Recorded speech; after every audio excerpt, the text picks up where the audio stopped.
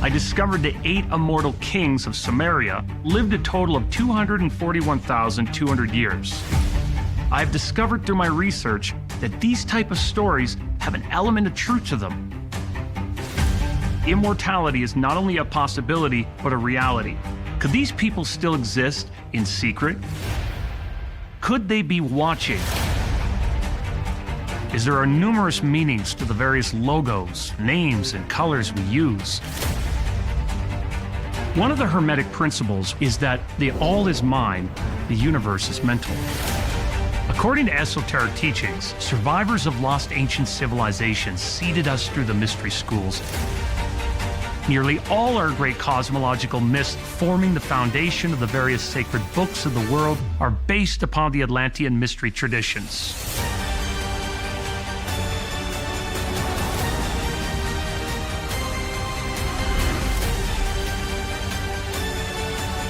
Never dismiss a story because it is well known that such tales always have an element of truth to them.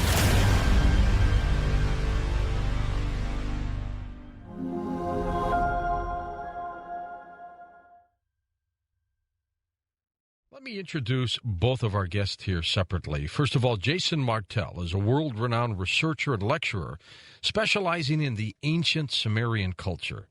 Sumer's advanced technology, how it relates to Planet X, backed by leading scientists from the mainstream scientific community. Mr. Martell has appeared on many television and radio programs. Looking forward, Mr. Martell is preparing to conduct several groundbreaking international research expeditions. His goal is to gain first-hand access to ancient Sumerian artifacts and other archaeological relics not currently accessible to the public. By bringing worldwide attention to these hidden artifacts, Mr. Martell hopes to usher in a new era in the ancient astronaut theory. Our guest tonight on Coast to Coast. Jason, welcome back. How are you? Hey, George. Thank you very much for having me on. Me too. I'm looking forward to this. And Eric Parker, first-time guest here on Coast to Coast. By day, Eric is a successful stockbroker here in Los Angeles. By night, he's the webmaster for www.sitchin.com, the official website of author Zecharia Sitchin. Eric began studying the Bible in Hebrew at an early age. By 1997, he began to read and hear Mr. Sitchin, who specializes, of course, in comparative studies of the ancient world. Eric was intrigued by Sitchin's perspective that the key to humanity's past lies in ancient Mesopotamia, which is Iraq, particularly the written descriptions of extraterrestrial gods. And astonishingly, much of the Old Testament seems to be derived from the tales of these Sumerians. Eric's own research was enriched by his several group trips along Mr. Sitchin, including treks to England, Malta, Mexico, Italy. His main focus of study is looking at the first occurrences of themes, stories, language found in the archaeological record, and then comparing them to the historical record. The consistencies between them may reveal our true history. Hello, Eric. How are you? I'm fine, George. Thank you very much. My pleasure. I'm looking forward for this. And we'll bring you both in now at the same time, and feel free to jump in at any time. Jason, tell me a little bit the relationship here with Eric. How did you two get to know each other? Yes. Good evening, Eric. Good evening, Jason. Eric and I became good friends while meeting each other on Sitchin lectures. Sitchin gives, or has in the past given, various lectures in key cities, and in the past I used to work with Sitchin in kind of getting his information on the internet, and several years ago Eric kind of took that ball over and has been working very closely with Zecharia, so we're all kind of a happy Sitchin family. Well, that's great, and I've got to tell you, both of you, that when I first picked up years ago Mr. Sitchin's book, The 12th Planet, absolutely riveting, and I couldn't put it down. He was a guest of mine when I was doing my local show in St. Louis many years ago. Nice. And, of course, you know, he's getting up in age now, and he doesn't do as many programs as he used to, but still his message, I think, is absolutely riveting. Now, there are some people out there who, you know, don't believe in it, but let's talk tonight about these incredible possibilities if we can. First of all, with you, Jason. Yes. What's your main focus of work these days? Well, my main focus of interest is still piecing together, of course, the ancient astronaut theory. But as I've always liked to do, we can look towards a lot of the advances in modern science and compare those to what was written down in ancient times and find the crossover of what's actually the truth. And so some of the latest pieces of evidence that I've been very interested in, some of them not showing up in the news, and some of them getting pieces of released via AP news outlets. Mm-hmm. The main thing of interest, though, is in 1996 there was a very hush-hush or not very much publicized NASA experiment that took place called AIRSAR, and this stood for simply Airborne Synthetic Aperture Radar. And it was this big DC-8 aircraft that they attached various radar imaging pieces of equipment to this DC-8 and would fly it over various areas to collect ground-penetrating radar. Now, the reason why this is so interesting as an example, they deployed this again in the mid-1990s, and one of the first places that they flew this over was in Angkor Wat in Cambodia. And then when they flipped on the radar into interferomic mode, they were able to find that just off to the top right corner of the Angkor Wat pyramid was a small unknown mound that had never been discovered. The only reason why they found it was when they flipped on this ground-penetrating radar that could actually see depth perception via color imaging to see, wow, there's actually some other large object here that was being hidden by the canopy of the forest. So they deployed archaeologists and proper, excavation equipment to survey that area. Now, the reason why this is interesting is I have a friend who works with the AIRSAR, who is a mission director over at Dryden Research Facility at NASA, and he recently explained to me on a TV show where we were a part of, it's called Prove It, and he was one of the expert panelists that would judge someone like myself to prove it. Prove it, yeah. And basically, this gentleman explained to me that they've been doing this synthetic aperture radar over Central America and have just recently found some hidden pyramids there. And this has not even been released to the AP News or is even available on the NASA website yet. That's exciting.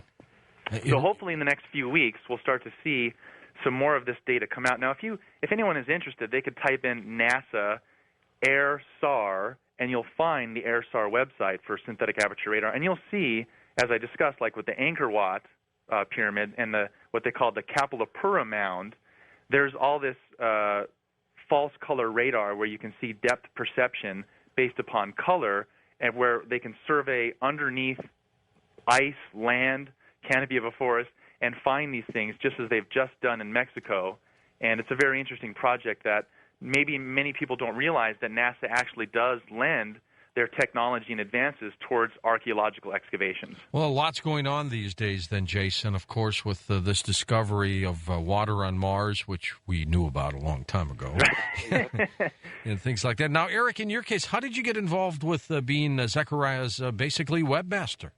Well, George, actually, the first time I heard Zechariah on the radio was on the Art Bell show. Ah, okay. And after I heard him on the show, it just rung true to me, and it just reminded me a lot of the things that I studied when I was studying the Bible in Hebrew.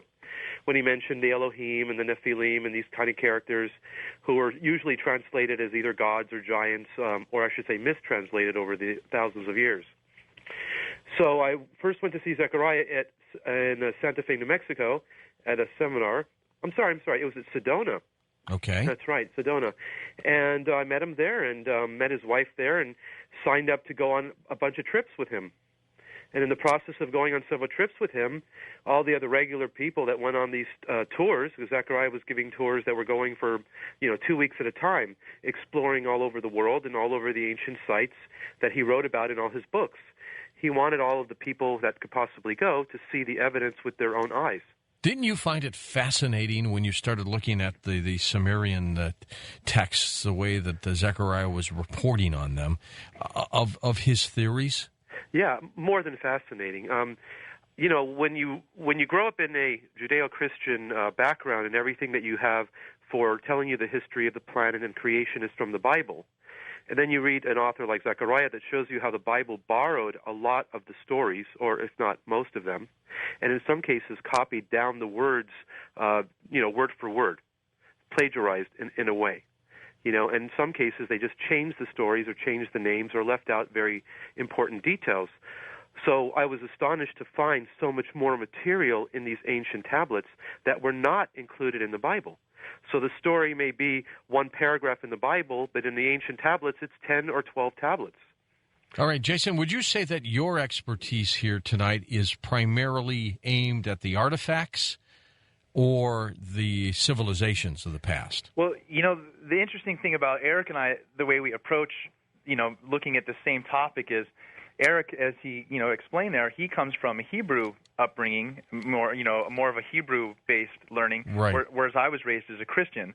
So we both approach this from the same angle, only he has more of a fascination, I would say, with the wordplay and an understanding with that, whereas, yes, I have really looked to find the actual pieces of the artifacts and interpret them, but they all fit together. The artifacts with the cylinder seals give a cross-play on each other for, what exactly the story is that's being told. And, tonight with the Sumerians, that would be kind of the pinnacle for ancient technology of a civilization that we're still trying to wrap our head around. But there are various cultures around the same time of the Sumerian epic on other continents that have just as much technology that really don't get as much attention but deserve definitely to be in the limelight. Sure, absolutely. And Eric, if you would, for the many new people who've come to Coast, who may not be familiar with Zecharia Sitchin, would you basically give us a capsule of his theories based on his interpretation of those Sumerian texts? Yeah, actually, it's very simple. When people look at the ancient tablets, and we're talking about tablets that were chiseled or carved in clay or in stone, thousands of years ago, mostly between 2000 and 4000 BC, they tell a very complete and a very detailed story. And these stories can be interpreted as stories of fictitious gods or fantasy, or they can be interpreted as real history. Part of what Jason and I both do is when we're looking at either evidence of ancient technology or artifacts, we want to corroborate something that the text describes, that the story describes. Let's say it says the god flew around in a divine boat, or a shield of fire, something like this. Well, did they also leave behind a visual record? So when Zechariah started to look at all these ancient tablets, and he found not just the textual stories, but the visual record in depictions or carvings or even little artifacts that you can hold with your hand, he found that there was advanced knowledge in there. So the story that was told must have been more reality than fantasy. And who are we to say that they were not recording their history accurately? Did he ever express to you, Eric, how astounded he was to uncover some of this and interpret it the way he has? He has. He once found a little rocket ship, which is described on our website on a certain article, which I will get to the title of. By the way, the website is www.stitchin.com. Sitchin. Yeah, correct. So many people call him Stitchin. Right, it happens. But he found this little artifact of a rocket ship in a museum in the drawer of the museum curator. And he heard about the piece, and the piece, because this museum never had seen anything like that, and of course rocket ships could not have existed thousands of years ago, they thought that it was a fake that was dug up 15 feet, under the ground. Yeah. So Zechariah was convincing enough to tell the curator that there's other artifacts like this around the world, and that's how he convinced him to display it, although they probably display it more like as a oddity and not necessarily as an official rocket ship from thousands of years ago.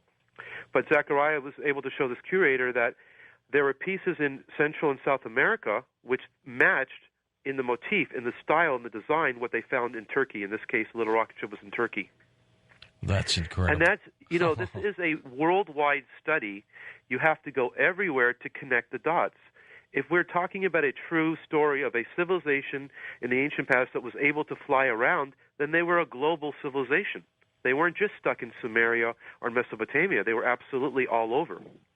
Well, what's fascinating to me, Eric and Jason, is when you look at the text, when they talk about the collision with planet Earth of another body, astronomers are saying now that the moon was carved out of the planet after a collision with another major body. I mean, it's uncanny that a civilization of thousands and thousands of years ago would even have anything that would be remotely close to what astronomers are reporting on now. That's true, but remember, they did not create those theories themselves. They simply wrote down what they were told by those Anunnaki who were their gods, and Anunnaki just means those who from heaven to earth came. Who may have been astrological or astronomical witnesses to these events. That's possible, but some of these things, like the formation of our solar system, goes back billions of years. Right. So they may not have witnessed it, but they may have had a keen idea from their viewpoint of what happened. And, the theory used to be that the moon came from actually a piece of Earth. Now, like you said, it's from this other body. But what is this other body? And where did it go? Exactly. Well, Zechariah has said that based on the Enuma Elish, the epic of creation in the Sumerian story, it describes what happened to that body, and that body it was caught by our sun's gravity and is continually repeating, going around our sun with an average orbit of 3,600 years, not a definite orbit every time, but an average. Do you think this other planet, is still inhabited? Well, there is several possibilities. Everyone has commented to me, and I've received a lot of emails. First of all, this planet would be very cold in the above ground. If they existed at all and survived, they would have to live below ground near natural heat sources, and they would have to be very good at trapping their energy into their atmosphere. Yes. And that's kind of the theory of why Zechariah thinks they came, which was to harness the mine gold, yeah. Use it as a dust form in their atmosphere, and spread it to retain heat. All right, Jason, you have done some work about ancients and their knowledge of flight. Let's concentrate on this for a while. Sure. I find this to be absolutely fascinating. Well, yeah, it's an awesome topic, and Eric kind of segued in there too with the rocket ship. As an example, I would lead in on saying that archaeologists today, when they find artifacts like an ancient rocket ship or some type of artifact in a Sumerian culture that shows the distance between the planets or is showing an Anunnaki with wings, they threw all of this into what they would call a myth pile, or just basically disregarded as saying this is mythology, information coming from a culture that is their mythology. If it's some little guy in a cloud or in a craft in the sky, since they obviously didn't have that technology, what they assume is that this is their myth. As a great example, though, we can see even in modern times how ancient people would have viewed technology, where right after World War II, when the U.S. flew to remote parts of like southern Africa and found tribes that had never been exposed to the white man or to technology, white man flies out over, in a biplane, lands, gets out of the plane and has voice recorders and lighters. To the tribes in Africa, these are gods. They didn't understand. So the white man leaves, and they make straw models of the biplane. Right, what they saw, exactly. Correct. And they start worshiping this model plane, scraping away the runways, and hoping that this what they perceived to be gods would come back. But it turns out all over in various cultures, they've left us this type of information, and it really has gotten very specific with special artifacts and explanations for what they were seeing at that time. I mean, if you're an ancient person living in a clay hut and using stone tools, you're not going to be able to understand or explain to someone an anti-gravity aircraft or a space shuttle or even a biplane for that matter. Have you ever seen that tablet from Abydos in Egypt? Yes. Unbelievable. Now, how do you explain that? I've seen that, and I've tried to get other people to give me a comment on that. And what people, if they see an airplane or a helicopter or something that looks like the Millennium Falcon, then they don't have a blinder on. But sometimes a person cannot see that because that would destroy their whole whole life view. I mean, I see a helicopter. I see a submarine on that tablet. I see it too. Yeah. For a while too, people were actually when those images first surfaced on the internet, people actually were picking them apart and saying, "Well, this is Photoshop fakery. These aren't actual hieroglyphs. This can't be possible." But in fact, they are there. And in other parts, in Egypt, for instance, there was in a tomb in Saqqara, they found, I believe it was in the early 1900s or late 1800s, they found what was at the time dated to be a wooden bird model, and they stored it in the basement of the Cairo Museum. It was then rediscovered by a Dr. Messiah who studied models by ancients and said, well, look, to me, this looks just like a modern-day airplane. Right. And various other artifacts, from other cultures, like Eric mentioned earlier, in South America, we have other airplane models that literally look just like a biplane. Now, on display, they're considered to be insect models. Yet anyone that would look at this from the standpoint of what we're showing, various samples from other cultures, a combined realization of some type of knowledge for the power of flight. Well, now, what if, and let's answer this when we come back from the break, what if these weren't extraterrestrial visitations, but that we had advanced civilizations on this planet, Earthlings, who somehow blew themselves up millions of years ago, tens of millions of years ago? Let's get your take on that when we come back. Let's get, first of all, Jason, your take, then yours, Eric, on this possibility that we did not have extraterrestrial visitation, but that this planet has had mass intelligence millions of years ago by Earthlings that have blown themselves up time and time again, and so that the artifacts that we find, the images of planes and a lot of the things that you've sent us here, Jason, that we'll go through in a minute, yes, that is based on really Earthlings who just had a very sophisticated society at the time. Well, you bring up a good point, George, that has kind of fascinated my curiosity over the last couple of years. I haven't really been able to pinpoint it as thoroughly as I have towards the Sumerian culture for saying, here's the evidence, but I definitely do see a pattern of what you're hinting at, and here's what I would say. All around the world, for instance, like the pyramids at Giza, or the huge megalithic stones at Baalbek, or even in South America, like Pumapunku, we have these huge megalithic stones that have been quarried from miles away and stacked perfectly or positioned in astroarchaeological sites, positioned towards the stars and stuff, where the immensity of some of these spots, some of these stones, literally can't be explained, and it doesn't make sense to rest them on the shoulders as cultures such as the Egyptians or the Mayans or the Toltecs for explaining some of these sites.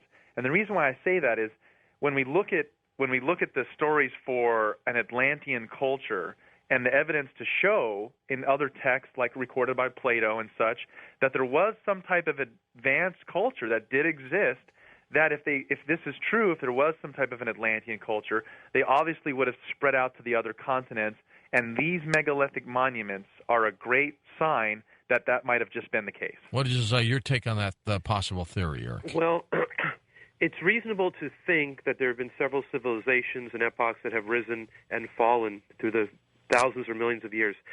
Unfortunately, though, the textual evidence, the actual stories, don't fit that hypothesis, because the texts do describe specifically travels from where they came from their planet to ours. That's true. It did explain that when they got here, they established the first city, home in the far away, and they made canals and they built irrigation ditches and harvesting and cultivation.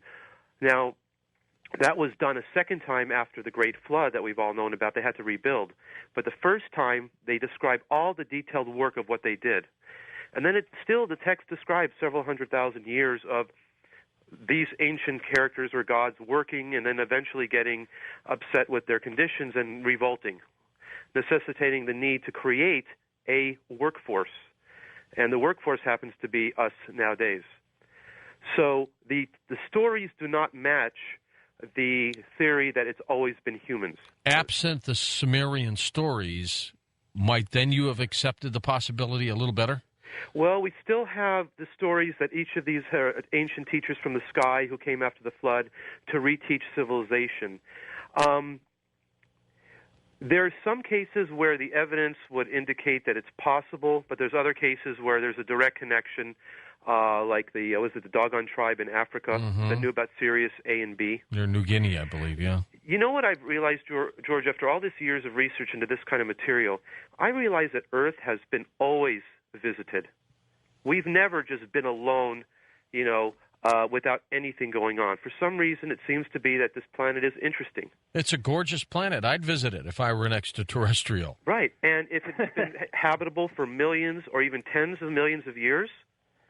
Now, I'm one of those people that believes the universe is infinite. So I believe in infinite galaxies and infinite potential civilizations. I don't think by any means, there's a small number around in the universe. There's nothing rare about us. Several times I've tried to give the coordinates that Zechariah pointed out in the 12th planet of where this planet Nibiru may be on its 3,600-year elliptical orbit, right. But they can't seem to find it. Well, one factor is that it comes in from the southern hemisphere. And it tends to be that most observatories or telescopes are actually in the northern hemisphere. Another thing is there are verified sightings in some of the ancient tablets in about 555 BC, where where the story that Zechariah tells is that they witnessed this planet being in a certain constellation. So based on an observation of 555 BC or so, Zechariah sort of predicted where it was going to go and where it was.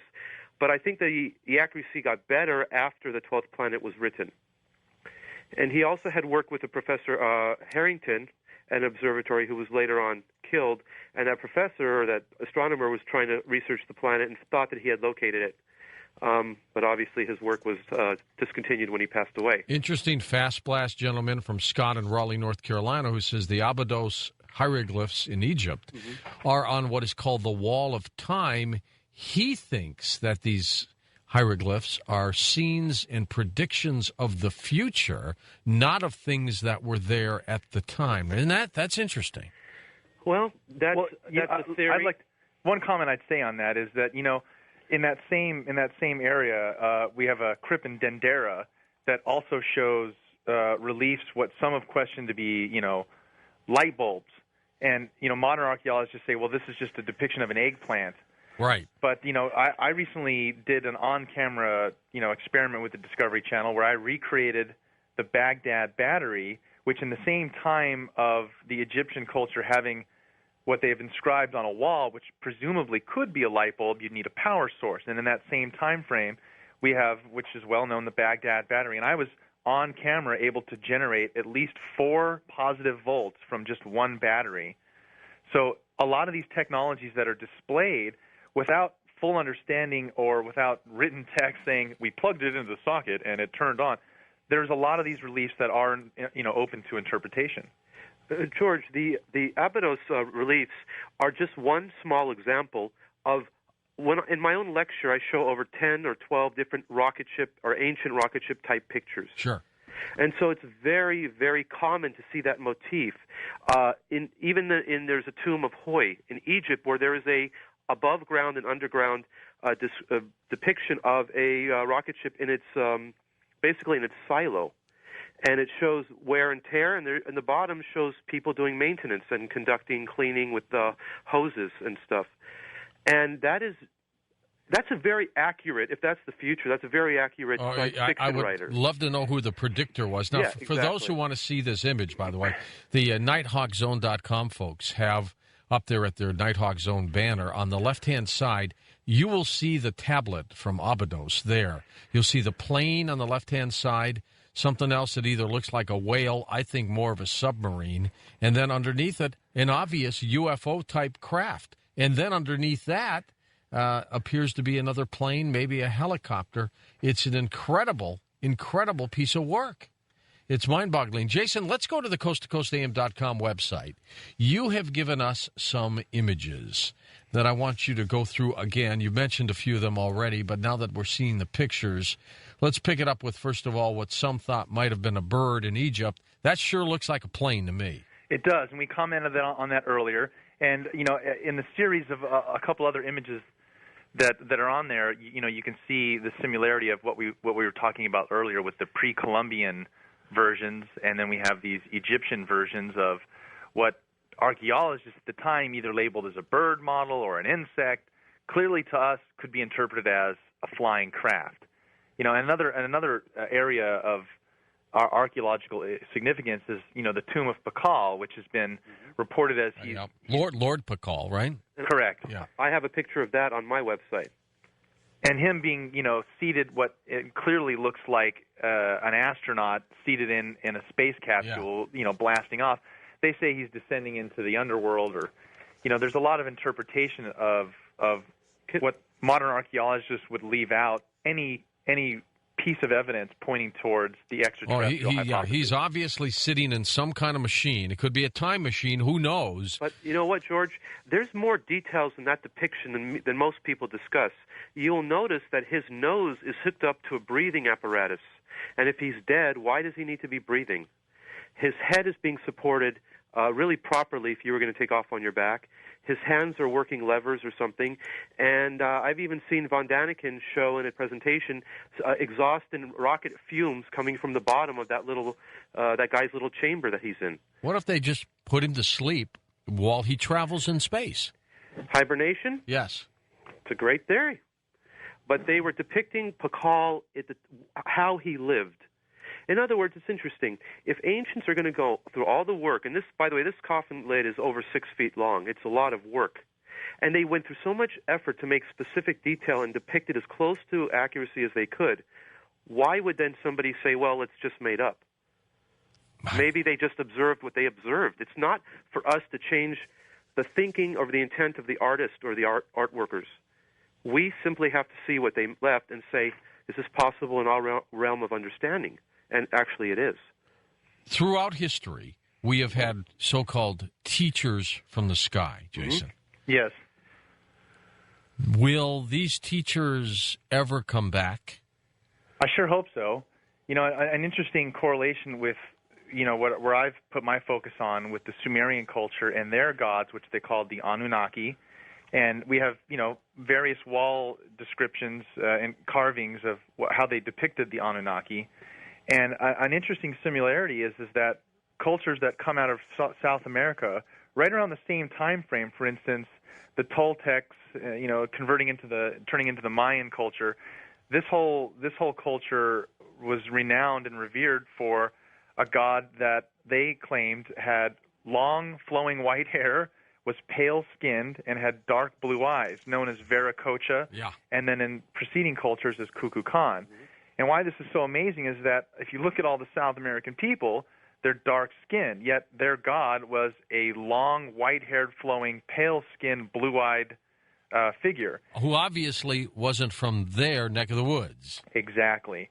And so the reason why, you know, it's really interesting is that this culture has amazing, they were almost, you know, obsessed with astronomy and accuracy of time, speaking of the Mayans. And this splinters out into various other cultures in South America, but specifically with the Mayans and their various sites like Chichen Itza, which I believe Eric has visited. I have. You know, we see the sites just being completely aligned with astronomical points. The pyramid of Kukulkan is actually a three-dimensional calendar. There's 91 steps. It's a four-sided ziggurat pyramid with 91 steps, and that equals 364 days in the year, with the top platform equaling 365. So it's actually a three-dimensional calendar. And this is the same type of, you know, accuracy in architecture that we see, for instance, in the Egyptian pyramids, where the type of accuracy and precision really can't be attributed to an ancient culture of 2500 BC unless they were using some type of advanced knowledge that had to have been passed to them. And that's exactly what they say, is this information was taught to us by Viracocha or Kukulkan. Well, in the case of the Great Pyramid of Egypt, it's actually a model of the northern hemisphere of the Earth. It has a scale ratio that's one of those precessional numbers. And precession is one of those funny things that you have to be very advanced in mathematics and astronomy to figure out. And we do find evidence of precessional knowledge in these ancient tablets. And you see evidence of precessional knowledge in the construction of the Great Pyramid. But you would have had to see Earth from the air to know. You would have had to know the size of the globe. Well, and that's where, like, Eric Von Daniken comes in with his chariots of the gods theories. Yeah, that's ancient astronauts theory. It's the same thing, I think. Dogon tribe, by the way, is in West Africa. I said it was near New Guinea. It is not. Mm-hmm. You know, speaking of Eric Von Daniken, just a quick note that I would bring up. There was some very interesting findings in Peru that really, like, never get news headlines. Anytime we hear about Peru, it's kind of infamous with the Nazca lines in Peru, which are in and of themselves very interesting, because any tourist that goes to Nazca and flies over the lines there, you see the El Astronado. It's this huge, you know, glyph of a a humanoid figure waving at you, and these are only meant to be seen from the sky. But an interesting part in this vicinity is that there's other, let's just say, artifacts that have been discovered, and these have really only been classified by Eric von Daniken, where there's these large geometric diagrams in the mountains just south of the Pisco Valley. And these diagrams, you can only see them from flying over with an airplane, but they're very, very large in scale. We're talking about over a mile in circumference, where when you first look at this from the sky, it's a large, like a square that has a circle drawn around it that's meeting each of the 4 points of the square, and around the circle there are little grid points on the outer perimeter like markers. And when you look at this just one circle, if you circle up higher in the plane, bringing more into perspective on the ground, you see that the geometric diagram enlarges to actually have 3 sets of circles with repeating 33-degree angles. And really no one has ever covered this or asked what these were for, but in that same area there's a weird stretch of these band of holes as well that's found in the Pisco Valley. And these can actually be found by looking at the coordinates through Google Map and Google Earth to actually zoom in and see that these anomalies are there in the mountains.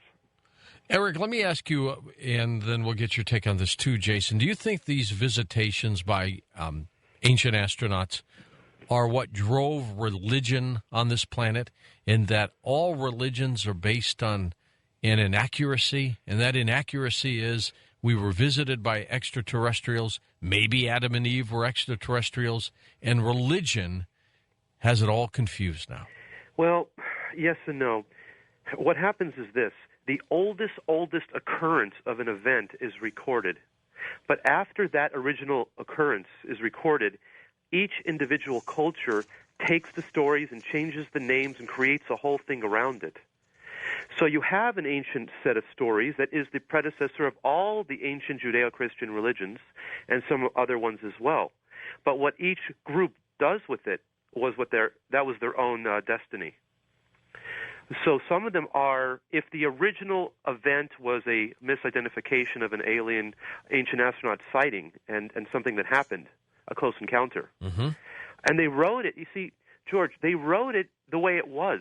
They didn't say that these were gods. The original mistranslation of their word for these these people of the rocket ships was mistranslated to the word God the next time that language changed. And that's part of my specific research, as I look back for the certain words and where those origins of words and other ideas come from. Yeah. And so if it starts with a misidentification and you keep running with it, everything's going to be inaccurate.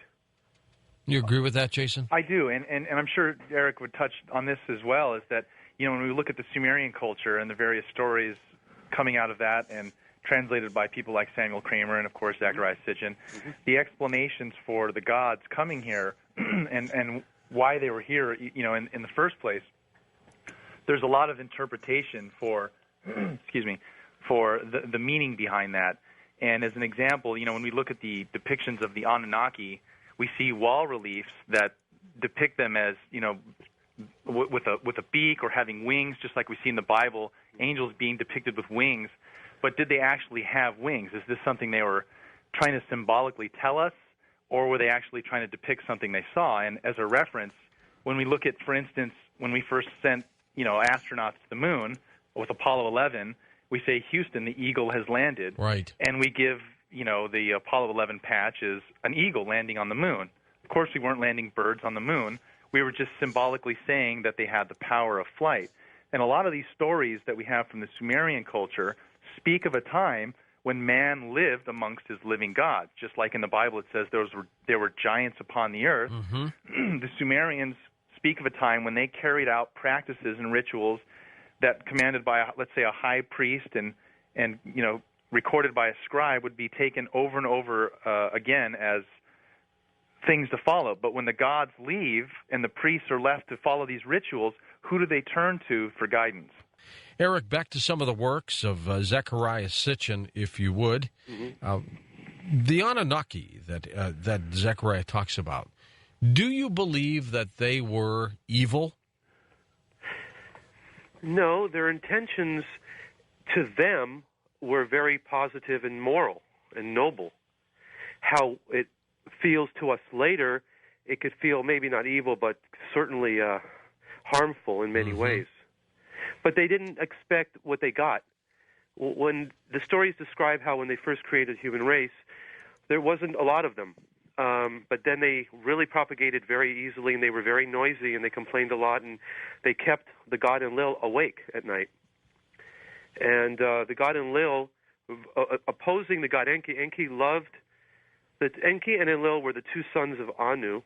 Enlil really was more negative towards humanity, and Enki loved humanity. And so one of them, Enki, is the character that in the Bible tells his favorite human Noah to build an ark and save his family. In the Sumerian story, that's Enki. And Enlil's the one who tells all the other gods to be quiet about the impending disaster so that they don't warn the majority of the human population. Yeah, they wanted to wipe them out, didn't they? Well, that was his decree, and he was the boss. But Enki violated the decree, and he called his favorite human, whose name was Ziusudra. And then in a later text, it became Atrahasis and Utnapishtim. All of these names are the same character, the Noah from the Bible, who survives the flood. And interesting on that note of the flood tablet, because I'm staring at it here right on my screen as we speak, is there is a tablet actually stored in the British Museum that's called the Flood Tablet. Mm-hmm. Now, is this the Noah's flood, or is this a different one? This is, well, that's the whole thing, is that this is a tale that, as it's told, is that, British archaeologists doing excavations in Iraq, one of the assistants to the curator, a gentleman named George Smith, uncovers this Assyrian version of the Old Testament, which is basically a derivative of cuneiform script, and it's explaining, the same version word for word, in this, much earlier version. And he, this curator George Smith, and this is in like 1872. He, throws his hands up in amazement and freaks out because here we have first-hand knowledge that a biblical tale is being found in an actual stone version, which is thought to be possibly in its original form. George, the interesting thing about the Noah's Ark story is that the Bible actually copies word for word a certain statement that's in the Mesopotamian version.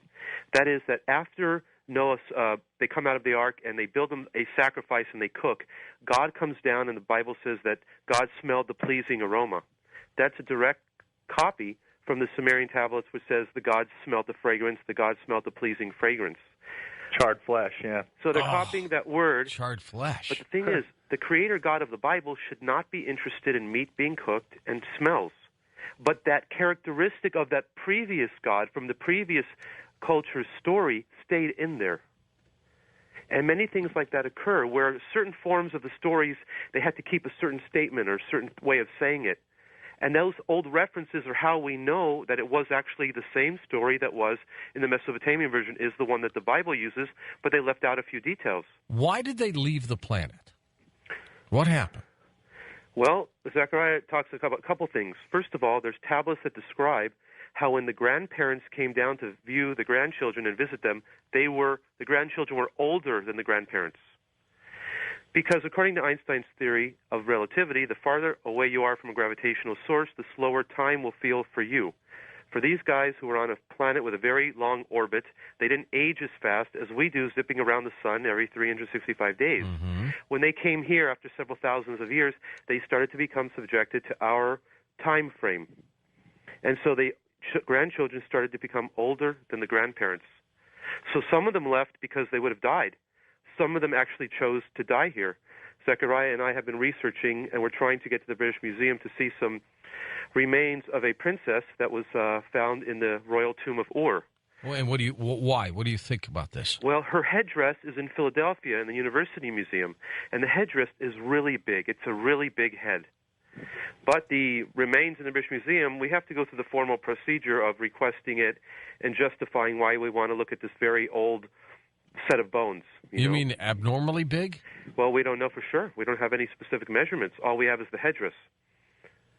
And other artifacts. By the way, in that same tomb, they found a little model of a ram with its horns caught in branches, which is part of a story that turns out with Abraham before he sacrifices or attempts to sacrifice Isaac. There also, if I would quickly interject too, is when we get too far about why they left, also in coming here, there are seals that actually explain and depict, for instance, the creation of the Adam. Mm-hmm. Not Adam and Eve as in the story in the biblical tale, right, but a sense of an actual creation of a worker. Genetically manipulated. Correct. And what's really interesting on the scientific side of this is that even Time magazine did an issue in saying that roughly 300,000 years ago is when the mitochondrial DNA shows up for us in southern Africa, and we're talking 300,000 years ago. That's the genetic sequence that matches the Homo sapien that we are today. That mitochondrial DNA is passed inherently by the mother only, and so it can show a genetic track record. And it turns out that the information bequeathed by the Anunnaki is in the same time frame of when they originally came here to Earth and found out that there was this large deposit of gold in southern Africa, which they decided to start mining. And in doing so, in this process of mining, they found out that it was a great toil. They didn't like mining the gold themselves, and this is why they decided to create a worker, a primitive worker. The first version, I believe, is called a Luluamelu. Mm-hmm. And this is just a very interesting tale that comes into play where we get the whole explanation for, one, why the Anunnaki originally came to Earth, which is because they said they destroyed or were destroying their planet's atmosphere, Nibiru. Their planet Nibiru is where the Anunnaki came from. So they came here seeking gold to repair their atmosphere. But the interesting part of that is, yes, throughout time, man has revered gold. You see gold, you hold it, it's something very precious to us. Why? So over time, all of this information starts to be put into a context for why the Anunnaki originally came here, why they created us, and their whole view on what our purpose was to them. Do you believe that this era, this civilization, the Anunnaki, may have had the most profound effect on our planet? I do personally, yes. I mean, since we can't really see any other culture like we were discussing earlier for an Atlantean, some type of advanced technology or culture that's spread across the globe, there is no pinpoint for anything more advanced that I can put my hands on as a reference than to say that the Anunnaki were actually living beings here that existed. Another thing I'd point out, too, is just like those descriptions of Viracocha and Kukulkan Khan, you know, fair skin, long flowing white hair, blue eyes. When we look at some of the descriptions of the Anunnaki, there could be some correlation, especially with the time frame for the exact same era of 3000 BC of when the Mayans started and when the Sumerian culture came about. There's this cross parallel for all the advanced technologies in agriculture and astronomy that come out of both of these cultures around that same time. Well, there's no question that something occurred on this planet a long time ago. It's been recorded. What about the interpretation, Eric? What if Zechariah's interpretation is different? I think it's Mike Heiser who doesn't agree with it. Yeah. Yeah, well, I've had a debate going with Michael Heiser. My agenda is to spread more knowledge and have people do the research on their own and come to their own conclusions. Other people have different types of agendas. There's some specifics, George, that we could talk about, but overall, the general theory, most often when I hear from people how they feel, Zechariah's material really opens up something for them and makes them want to do more research into their own culture, which is how my search started to find out where I'm from, which is the question of really where we all are from. We look for the first occurrences in history in the written form.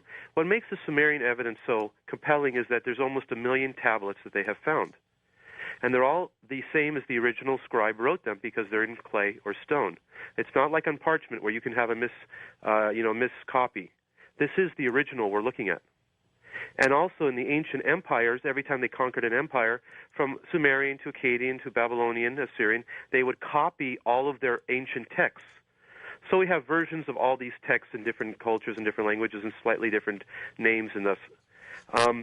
The evidence is overwhelming that these stories and this information is the predecessors to our own, to our religious views, and even more.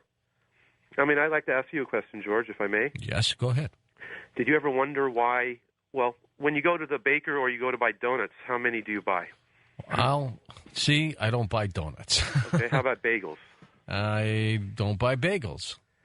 Okay, would you buy a dozen? Let's rephrase the question. Go ahead. Okay.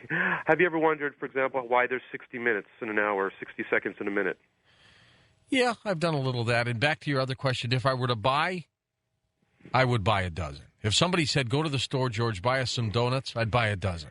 Okay, then did you ever wonder why it's a dozen when we all have 10 fingers and 10 toes? No. Most people don't even think about it. That's the kind of questions that I had. Why is it a dozen? Why is there 12 calendar months? Why is there 12 tribes of Israel, 12 disciples of Jesus, 12 Olympian gods? Why is this recurring 12 coming all the time? And the answer actually is pretty simple. The Sumerian mathematical system is called sexagesimal, which was anything was divisible by 6, and then they multiplied 6 by 10. So anything was divisible was always even numbers and very easy for them to calculate gigantic numbers. The ones that came out with the 360-degree circle, which is 6 times 60, and the 24 hours in a day in the olden days that used to be called 12 double hours. Again, 12 came up.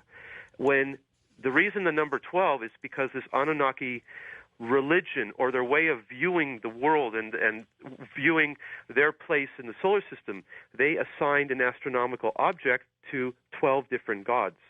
And they used the sun and the moon and the 9 planets we have that we know about, and they used that extra planet Nibiru. And they assigned one of the 12 to each god. So they had a base that came out with 12, which was obviously 2 times 6. So this numbering system, which affects our time and our way of counting and our calendar to this day, was created by them. And I'd also continue that sentence with another 12 factoid, which is the 12 houses of the zodiac. Mm-hmm. So they were the first ones to divide the heavens into 12 parts and assign for that location, a certain constellation. And people ask, well, how would you know, and what was the point of knowing about which cycle you were in? You could basically come out at sunrise and see what constellation the star is rising in front of and say, we are in the age of Pisces or in the age of Aquarius. And there's actually another little tie-in to this is that recently in the news there's been a device, a Greek calculator, which they called the Antikythera mechanism. Yeah, it's an amazing device, isn't it? Yes, exactly. And it's, recently just come back into the news, but it's been kind of mystified by scholars for a while because, they did radar on this and found that it's got 37 or so cogs and wheels, all intricately tied together, more complicated than a Swiss watch. But it's thought to have been a very interesting piece of technology used for mainly 2 purposes. One, for astronomical sightings, where if you're a seaman, you could, plot with this device the positions of stars and, set a course. But it also had astrological data, where it was very esoteric for someone at that time to have a device that could tell you, tonight Mars is going to be aligned with Venus, or your planet sign is going to be in this location, and it would be good for you to do this at that time. So it was very esoteric knowledge for someone to be able to possess the ability to say where the positions of the planets are in relation to each other, and that's basically what the Antikythera mechanism did. It had how old is this mechanism? Well, it's believed to be around 1,500 to 2,000 years old, but there's no set date on it exactly. There's also discrepancies as to who could have built it in the Greek time frame. One of the people it's postulated is maybe Archimedes, who's a very advanced mathematician and technologist for his time. I remember him, buoyancy, in my physics class. So just a lot of the things, again, when we talk about the Sumerians and their legacy of information, that number 12, as Eric pointed out, is really a great pinnacle of looking at some of the facts for everything that we use today, from our time to calendar to the count, 12 and a dozen, 12 inches in a foot, but also 12 planets in our solar system. And that's where the Anunnaki say that they originally came from, is from the 12th planet. Well, it's like 12 objects. 12 objects, But see, celestial objects. In the ancient word, the astrological object, they sometimes use the same term. So it could be translated as planet or astrological object. And correct me if I'm wrong here, Eric, but I believe there's an actual tablet that shows the route actually taken by the Anunnaki from their vicinity of the solar system, of where Nibiru would be, as to how they charted a course from Nibiru to actually here. That's true, Jason. That piece is called the planisphere, and it's in the British Museum. It's on their permanent display. It's a round disc carved object. How many past civilizations talked about extraterrestrial visitations? Which ones didn't? How about that? That many. That many. Maybe then all of them. See, did any civilization not have gods? I don't think so. I think they all had gods of some that's the problem, form or fashion. Because obviously we, in a society of belief in a single creator God, you can't accept that there's multiple other gods. So were the stories true, mythology, or misidentified? I would say that one piece of that is what we were touching on earlier, is, when we look at why, when the Anunnaki eventually left, for reasons, amongst themselves, different clans having their own rivalries. They fought. They fought. But it's an interesting point to look at, that there was a whole ritual process of, while they were here, there was, a very sacred ritual that would take place, in that, they would record information from high priests, written down by scribes, and then bequeathed to the people in certain areas of what information was allowed to be told. But this process of taking sacred information from the Anunnaki and having it transcribed into stone was something that became a process that they were used to. And once the Anunnaki left, they have no more process of who do the high priests turn to now to get their moral information and write down, these sacred texts. Sure. So that's when it really starts to go in these directions of my God, your God, because of the various different Anunnaki clans and sects that started making these rivalries happen. And then let's jump back on our planet, because it's time to leave. There are a couple anomalies as far as some ancient maps, the Phineas map, and I believe the other one is the Peri-Reis map, that were being passed around in like 1531, and shows the accurate topography of Antarctica and South America, North America, and there's no way that anyone would have. And I should also say that in 1531, this is done on like a sheepskin or a lambskin. There's writing on the side of the map that says that these were recorded from much older sources. So when we start to go back in time, there's really no one that I can put my hands on evidence-wise, other than what the Sumerians have prognosticated, as the Anunnaki's knowledge, for who could have given them the type of knowledge to say, well, here's what the topography looks like of your land mass, some large chunk of ice that could drop into the ocean.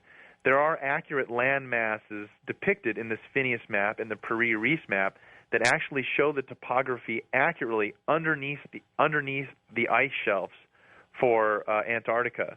So there's no way that anyone without ground-penetrating radar, also done from the sky, would be able to have this type of knowledge. Yet we have clear evidence that shows these maps were made from much earlier sources, cited even all the way back to Mesopotamia.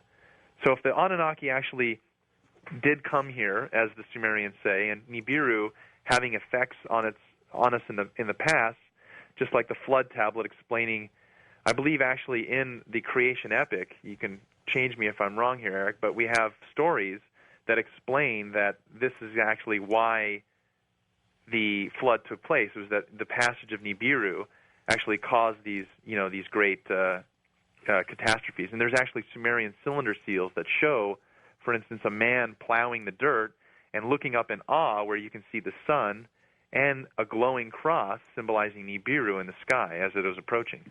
They definitely attributed those disasters around the time of the planet Nibiru. So at least to them, there was a connection.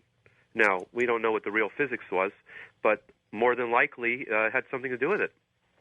Yeah, there of course has been a lot of speculation in the last few years, which George and everyone here is familiar with, for when Nibiru or Planet X might return. And as we touched on earlier, the work of Dr. Harrington was really a pivotal point in the Planet X research on the modern front, where there really was no talk or speak of a planet 4 to 8 times the size of Earth out there beyond Pluto, until Dr. Harrington came on the scene and collaborated on a videotape with Zecharia Sitchin. I believe you can buy this video Amazon.com, or probably even from Sitchin.com. Yeah, from Wing Disc. Are We Alone? And on camera, Sitchin interviews Dr. Harrington at the Naval Observatory in Washington, and they're comparing notes where the Sumerian Nibiru is coming at a certain plane of the ecliptic, has a certain elongated 3,600-year orbit, and Dr. Harrington is saying, yes, I confirm that my Planet X model, a 10th planet beyond Pluto, would come around in the same type of apogee. And what's really interesting is that Dr. Harrington's research really was one of the first to show that based on the outer planets, there's a perturbation, some type of pull being exerted by the outer planets in a certain direction, which led them to think there must be some other large body out there. Now, they don't look for extrasolar planets using that mind frame anymore. It's using more advanced solar and radio waves being able to be generated in space to, look at high temperatures and cold temperatures and discern mass. But it's just very interesting research that we have, even to this day, discussions for a planet that would be something that size, 4 to 8 times the size of Earth. And if that is ever discovered, then yes, it's possible that we might have ancestors on that planet. Well, why is it, though, that whenever I ask an astronomer about Nibiru, the possibilities, they all seem to poo it away? They don't agree with it. One reason is because they think the conditions have to be absolutely perfect for life to thrive. But there is a possibility, like life on Earth, according to these stories, life had help to thrive and survive. The Anunnaki themselves may have had help. Right, the Anunnaki coming here is a good point, is, if the Anunnaki genetically created us in their image and after their likeness, well, the Anunnaki just have to be gods with the small g. Someone had to have created the Anunnaki. Mm-hmm. Right. And so then a scientist would have trouble because now you're attributing it to something that he cannot test. Well, it's almost like the old movie Contact, where, right. The alien mentions that, they didn't build the apparatus, somebody gave it to them. It seems like it goes on forever. The universe is now dated somewhere between 15 to 16 billion years old, based on the position of certain quasars and the oldest part of space, photographed by the Hubble Space Telescope. Our solar system is somewhere between 4 and 5 billion years old, maybe up to 5.5 or 6. We are Johnny-come-lately in this universe. Yeah, we are. I mean, and imagine a civilization that is 500,000 years ahead of us. Now, the Anunnaki were on Earth around 450,000 years ago or so. They developed space travel probably just right before that. 500,000 years in the span of several billion means they only beat us by a snap of a finger. They just beat us before we were able to get into space. On an evolutionary timescale, that's very small. Yeah, but it was enough of a snap to put them way ahead of us. That's correct, and they may have had help. Well, they definitely helped us. I mean, again, some of those phrases that we were looking at, like that sacred number 12, as you said, the 12 tribes of Israel, 12 disciples of Jesus, on and on, all the way down to the 12 Anunnaki. Interestingly enough, when we look at the 12 planets in our solar system, everyone assumes that term, third rock from the sun, Earth is the third planet, when in fact the Anunnaki said that we were on the 7th planet, Ki, the sacred number 7, 7 days in a week, 7 tablets of creation, and counting from coming into our solar system, meaning if you were to pass by Pluto and count Pluto, Uranus, Neptune, Saturn, Jupiter, Mars, Earth is the 7th planet. So coming outward in, we're actually on the 7th planet, and that's what the Anunnaki prognosticated, was that Earth was the 7th planet. They actually showed signs for Mars being the 6th planet, and communication of how they used Mars as a way station to transport gold when it was being mined, as a way station to transport it between Earth and Nibiru. The evidence for what Jason is talking about is actually contained on the planisphere disk that we referenced before, held in the British Museum, where it actually tells the story of their god Enlil leading his people past the planets. And they have the 7 dots showing the planets that they passed by. And the planisphere has a lot of other astronomical type of navigation information on it. It is my favorite piece in the world, actually. Or alongside the other tablet, another Sumerian amazing artifact that shows, as a backdrop to the cylinder seal, a complete model of our solar system, which the most important point of this is that the sun is in the center. Till the time of Copernicus and Galileo, we thought Earth, was the center of the universe. Where here, in fact, on a 4,500-year-old, it is 4,500-year-old tablet, thank you, we have a depiction of an accurate solar system that does include all the planets that we know of, with an additional planet, Nibiru. Did we lose any artifacts during the Iraqi invasion? That's a great question. I'd start off by answering that and saying that, yes, there's definitely been some losses there.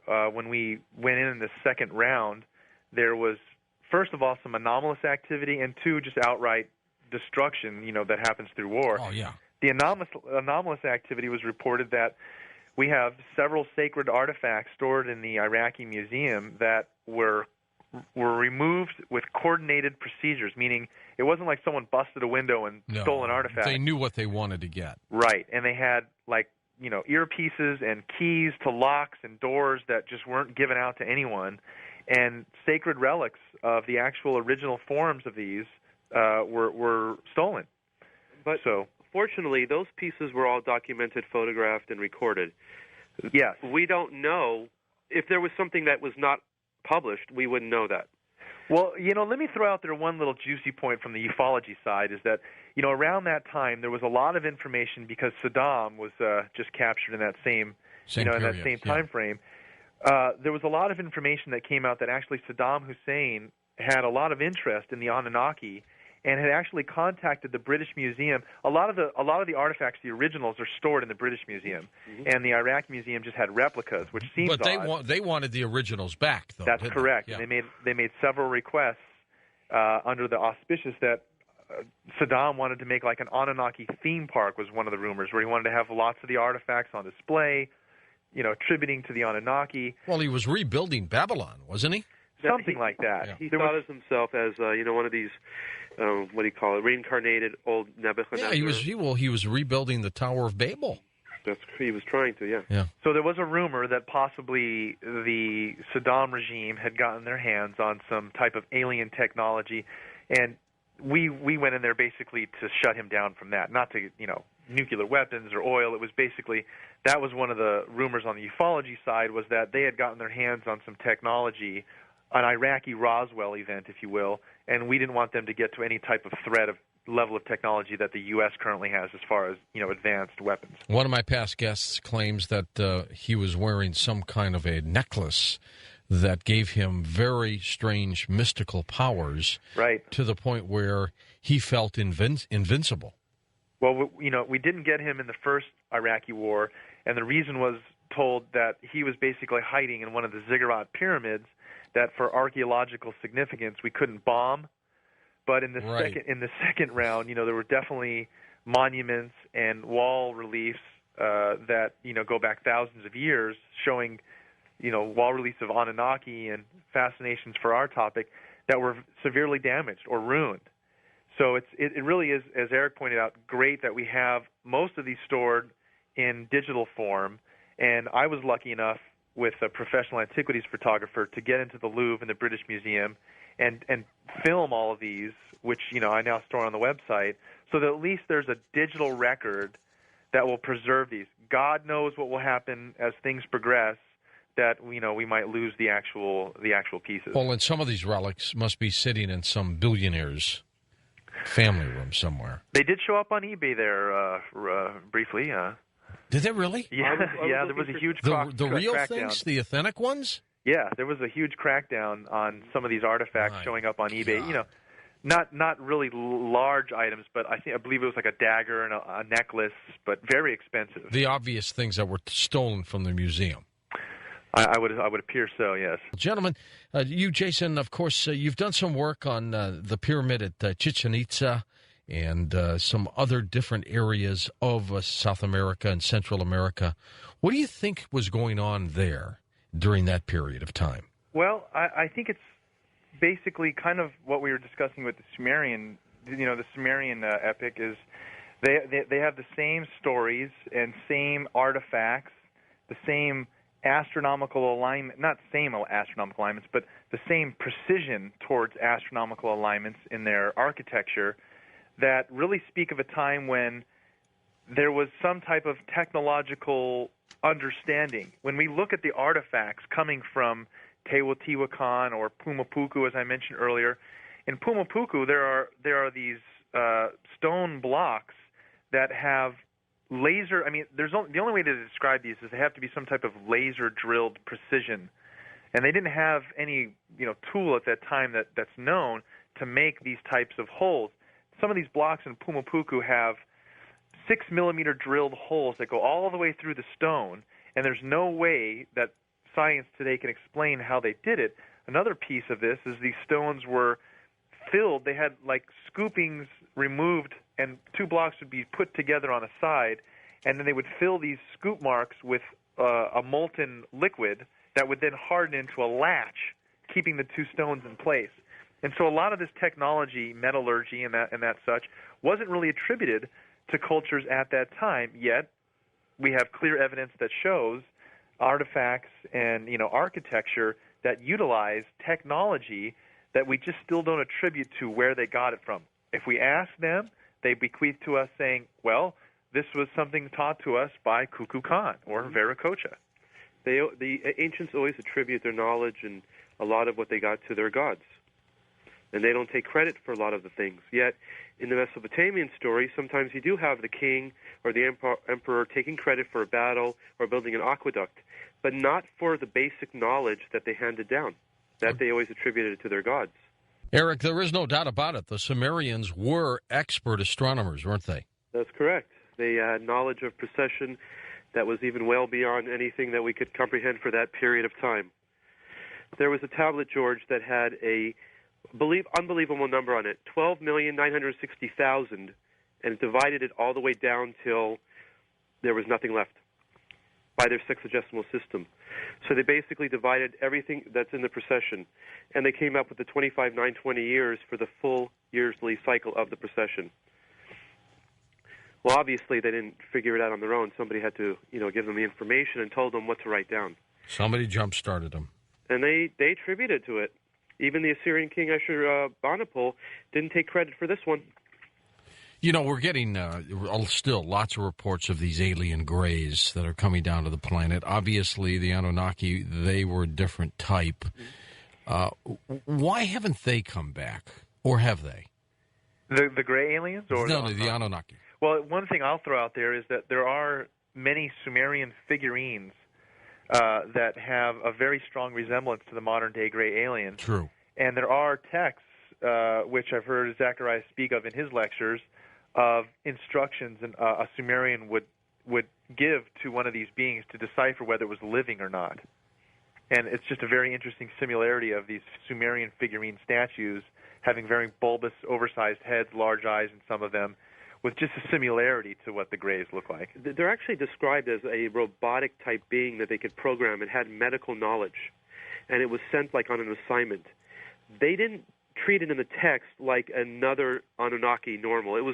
They were obviously, so if they could create us, then they may have created other type of beings or modified. That's more like what they seem that they are. And it seems possible that if they could, create us in their image and after their likeness, why not create another overseer or watcher race, maybe a hybridization of them and the Greys, but sure. Just to keep an eye on us and relay back to the Anunnaki what's going on. And I'm hypothesizing, but if we look at abduction scenarios, it's medical, reproductive analysis. What are they doing with that information? Maybe they're passing it on to their forefathers. Well, if they made us in their own image, that probably also explains why we are warmongers.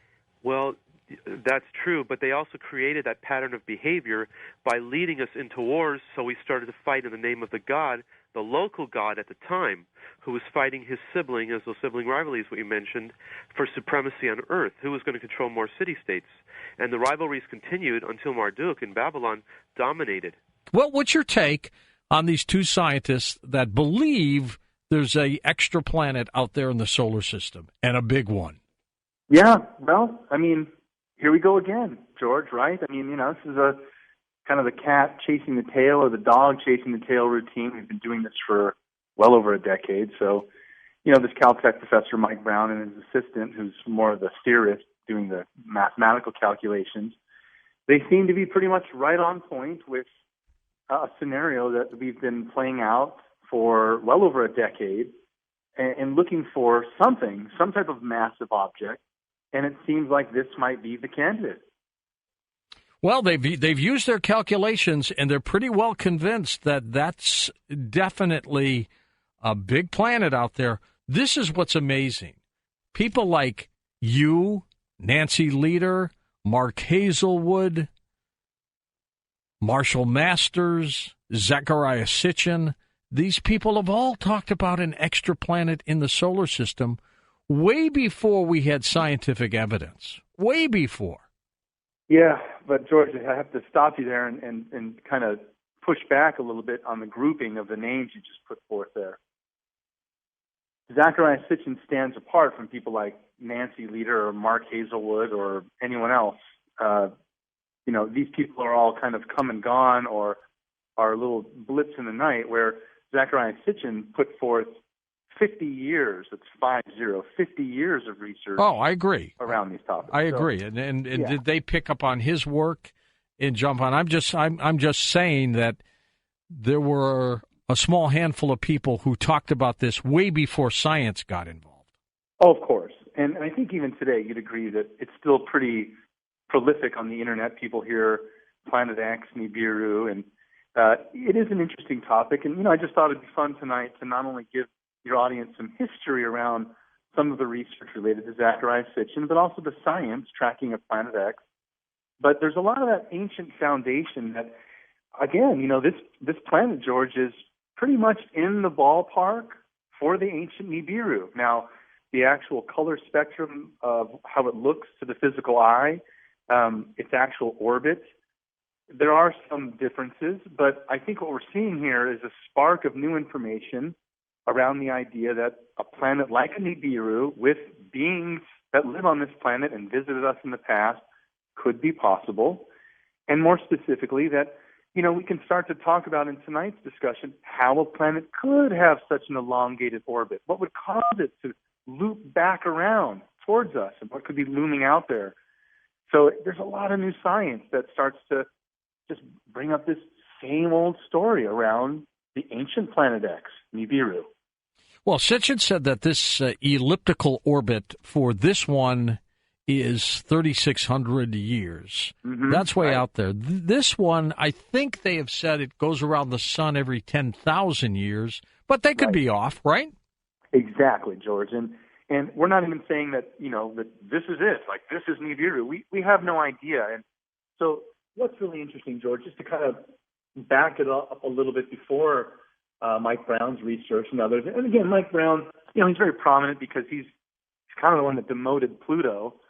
And in all fairness, I don't ever, at least in my lifetime, I'm not going to consider Pluto not a planet, right? I mean, to me, it's a planet. Yeah, and all of the ancient cultures, even specifically the one we're going to kind of dive into tonight, Sumerian culture, they recognized it as a planet. So I'm going to kind of stick with the evidence that precedes, that came before our current understandings of flipping the planet names around. So what's really interesting, is, George, is to look into the past and see the track record of data that we have, which kind of did start around the time of Zechariah Sitchin writing his book called The 12th Planet in 1976.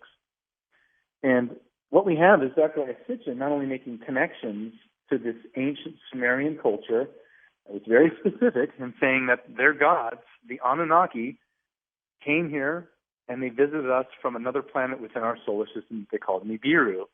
Now, it sounds like a science fiction story, in a high-level description, but as we delve further into this topic, we see that the Sumerian culture has left us, and science and modern academics confirm this, over 100 of the firsts needed for a modern civilization.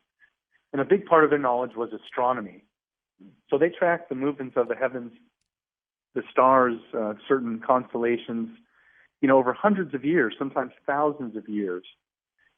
So it's really a stacked up of evidence that, they have a lot of academic information around astronomical observations. There's many other cultures. But where they cross the line is that they say, well, wait a minute, we are tracking one other planet as well. But this is a special planet because it's where the gods come from, the gods that we interact with that we call Anunnaki, which simply means those who from heaven come to earth. So Zecharia Sitchin, looking into all these ancient texts, then started to branch out from this information and try and confirm this data.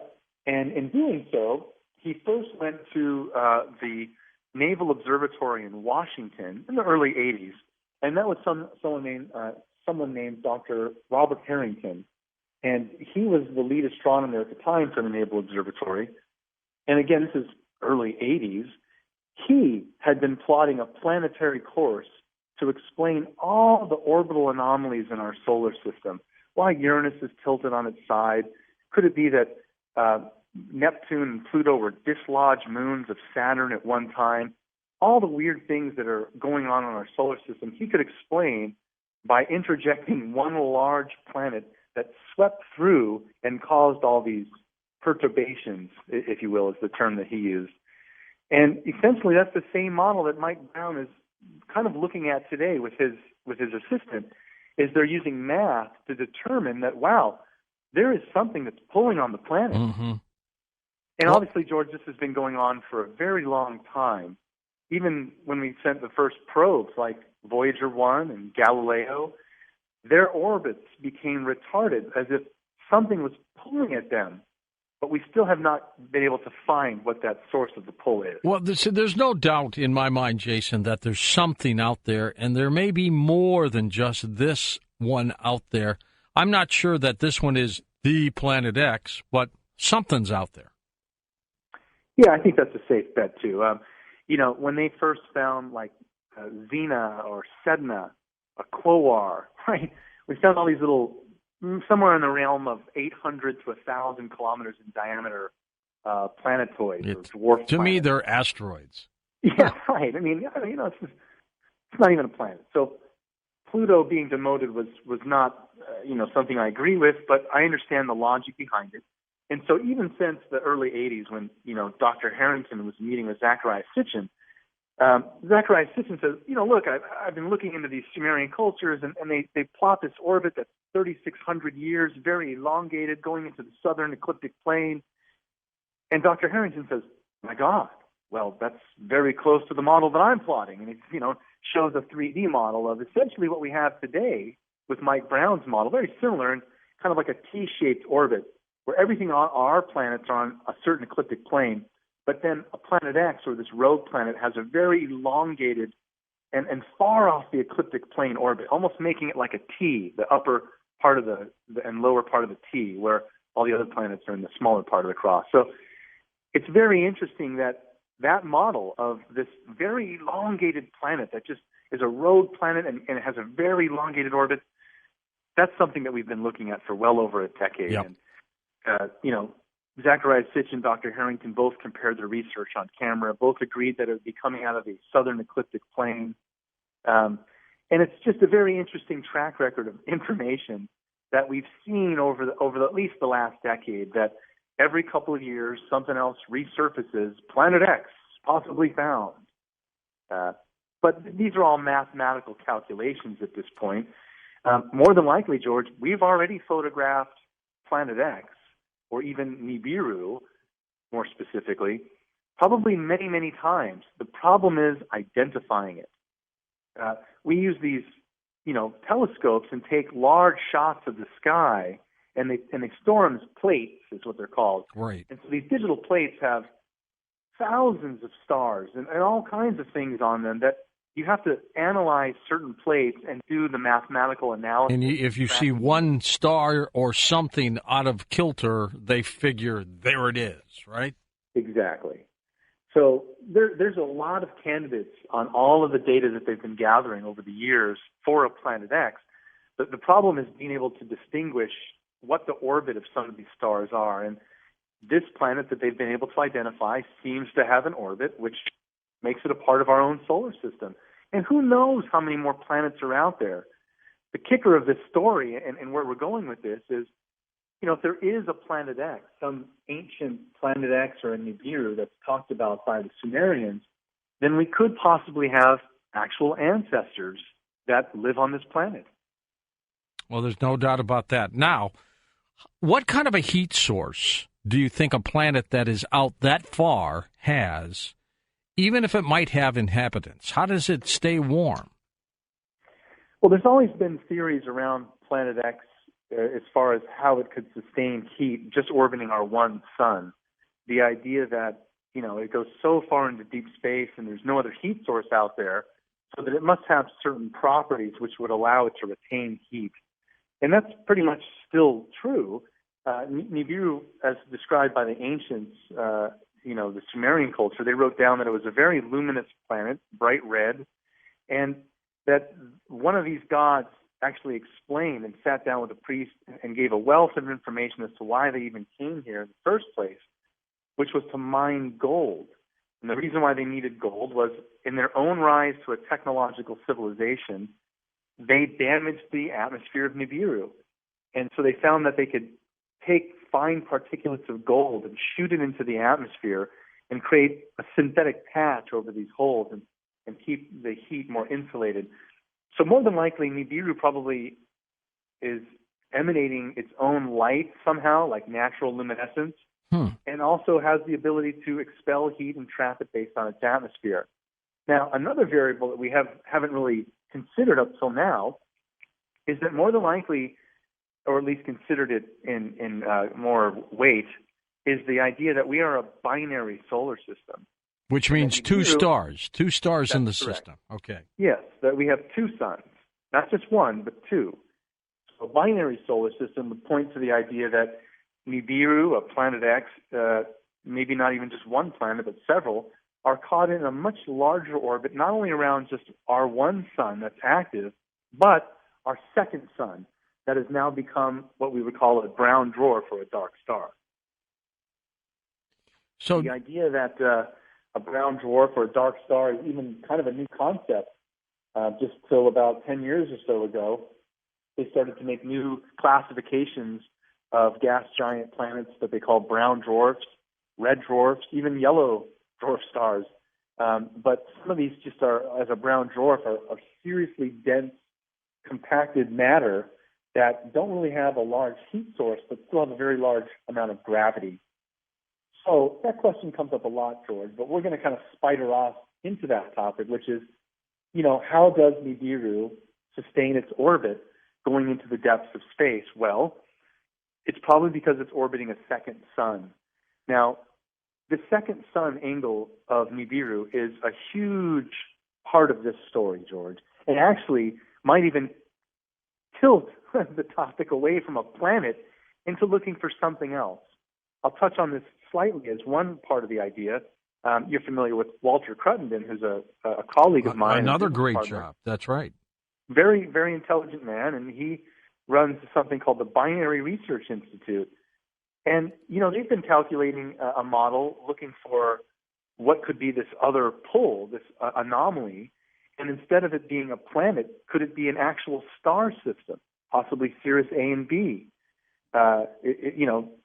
Not actually just one sun, but a pair of suns, twin suns that we're possibly in orbit with. And that's something that I'd probably have Walter expand on further. Sure. But point is there's a lot of new data, science coming out to expand on the idea of us having a binary solar system, but then computing the model behind not only how it's affected us and other ancient cultures in this binary orbit, because there seems to be a connection with the rise and fall of civilizations, but this idea that there's a Nibiru also trapped in some kind of an orbit, not only around one sun, but two. So whether or not this great anomaly of is it a missing planet or is there some other thing out there that we haven't identified, what's really interesting about this, George, is that it's continuing the idea that everything the Sumerians put forth around the idea of a planet X seems to still be holding its weight. Well, it is holding its weight. There's no doubt about that. And Jason, do you believe then this object that they think they have found could be indeed Nibiru? Probably not. Nibiru, as described by the ancient Sumerian epic of creation, which Zecharia Sitchin translated, is around 4 to 8 times the size of Earth.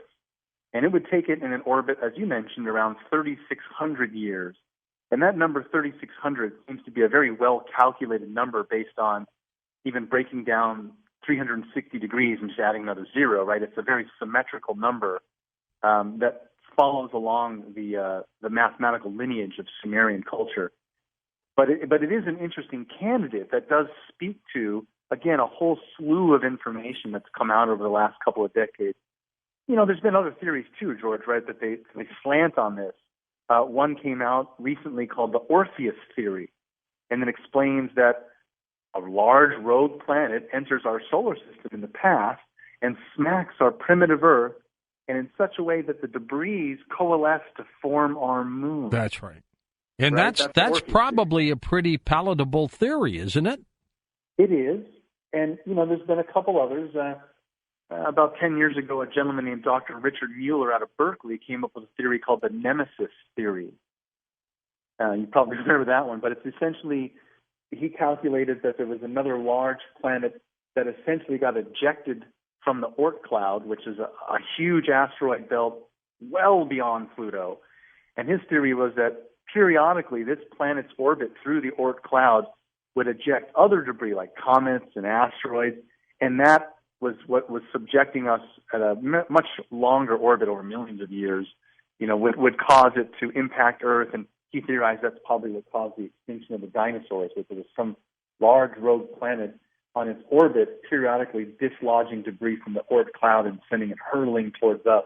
And in theory, too, there is some logic to that, because a lot of our planets, our moon, even us, we've just been bombarded, right, by comets and debris over the last, you know, who knows, millions of years.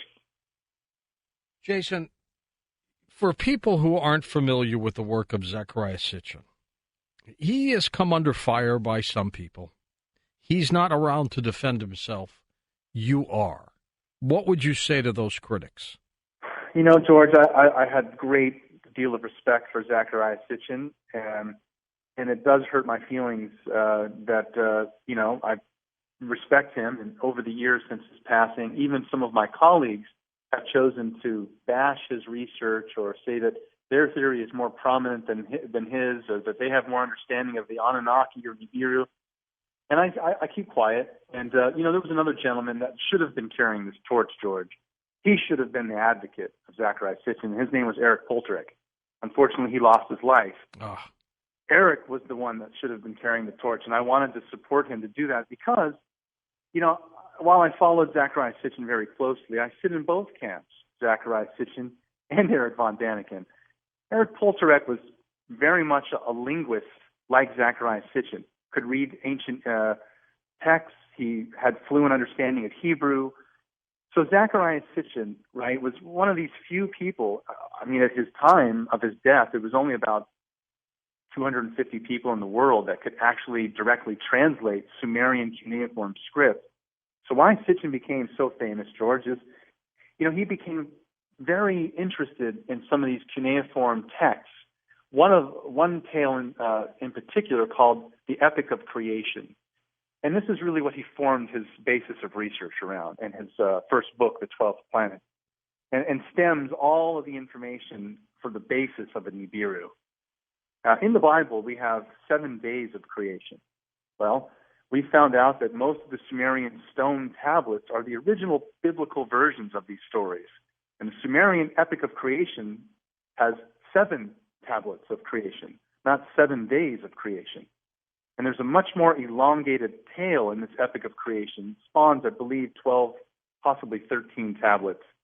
But there are literally 7 tablets of creation, not 7 days of creation. There's a much more elongated story rather than what we have in Genesis, where the Sumerian version explains, and this is where Zecharia Sitchin took some liberties in his translations that some of the mainstream scholars just have a problem with seeing these connections, even though the ancient astronaut theory and shows like Ancient Aliens expand on these visual connections beyond just the text, which I want to make clear that's a point we'll come back to.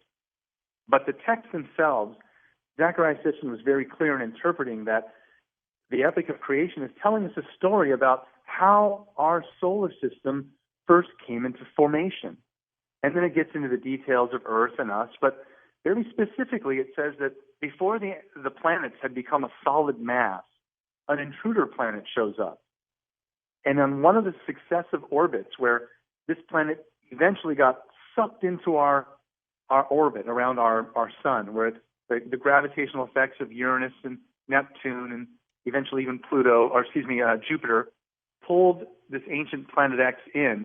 And on one of the orbits, one of the moons, the main moon, which the ancients called Kingu, this main moon of Nibiru or planet X, actually struck our primitive Earth. It literally physically smacked us and caused this huge collision, which smacked us so hard that our Earth was put into a new orbit, and the debris, all the chunks and small debris from that collision, spewed out to what we have today as the asteroid belt. Yep. Even the Bible still refers to that as the hammered out bracelet.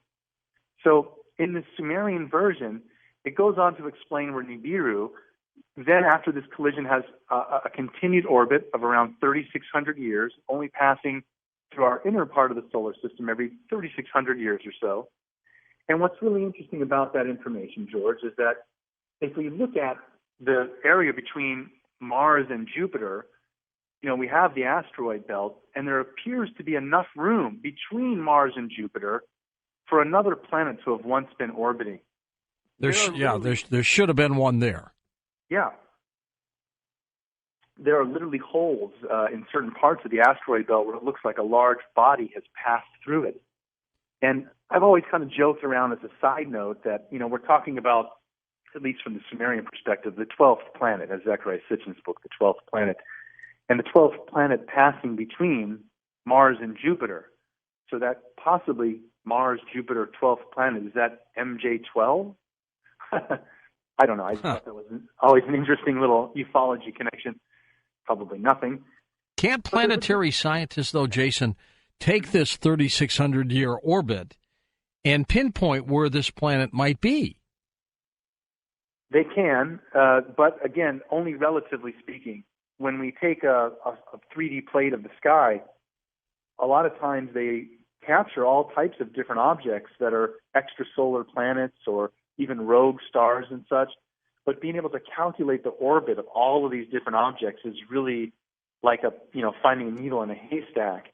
So that's why, Dr. Brown or, Mike Brown's research, this professor at Caltech, he, being able to find an orbit that actually does support this idea that, right, there's this large gravity well, there's something pulling on the planets and even the probes.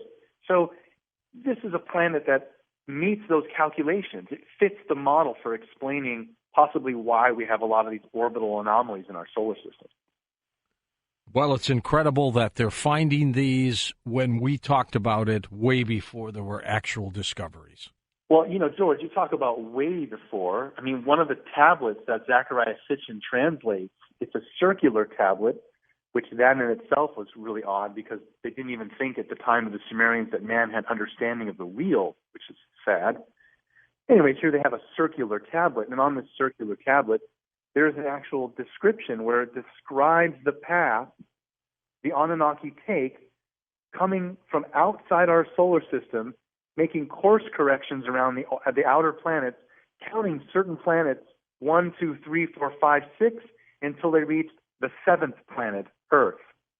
Now, some people might think we're the 3rd planet from the sun, but if you're coming from outside the solar system in, we're actually the 7th planet. And so there's actual models of the ancient Sumerians having this knowledge of how these Anunnaki actually traveled from Nibiru to Earth.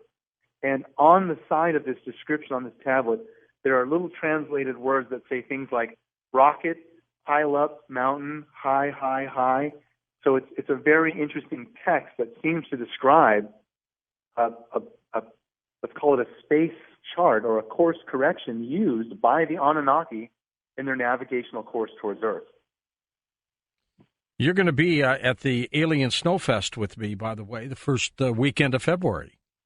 Yes, that's going to be quite an event. I'm going to be giving a new lecture, too, that we're not going to kind of touch on too much tonight, but I'm looking into the Ark of the Covenant and how it was being used as a great battery to power the pyramid. And that's probably why during the Exodus they came after either Moses or Akhenaten. We can talk about that in the lecture, but I'm going to be reviewing some new research around the Ark of the Covenant.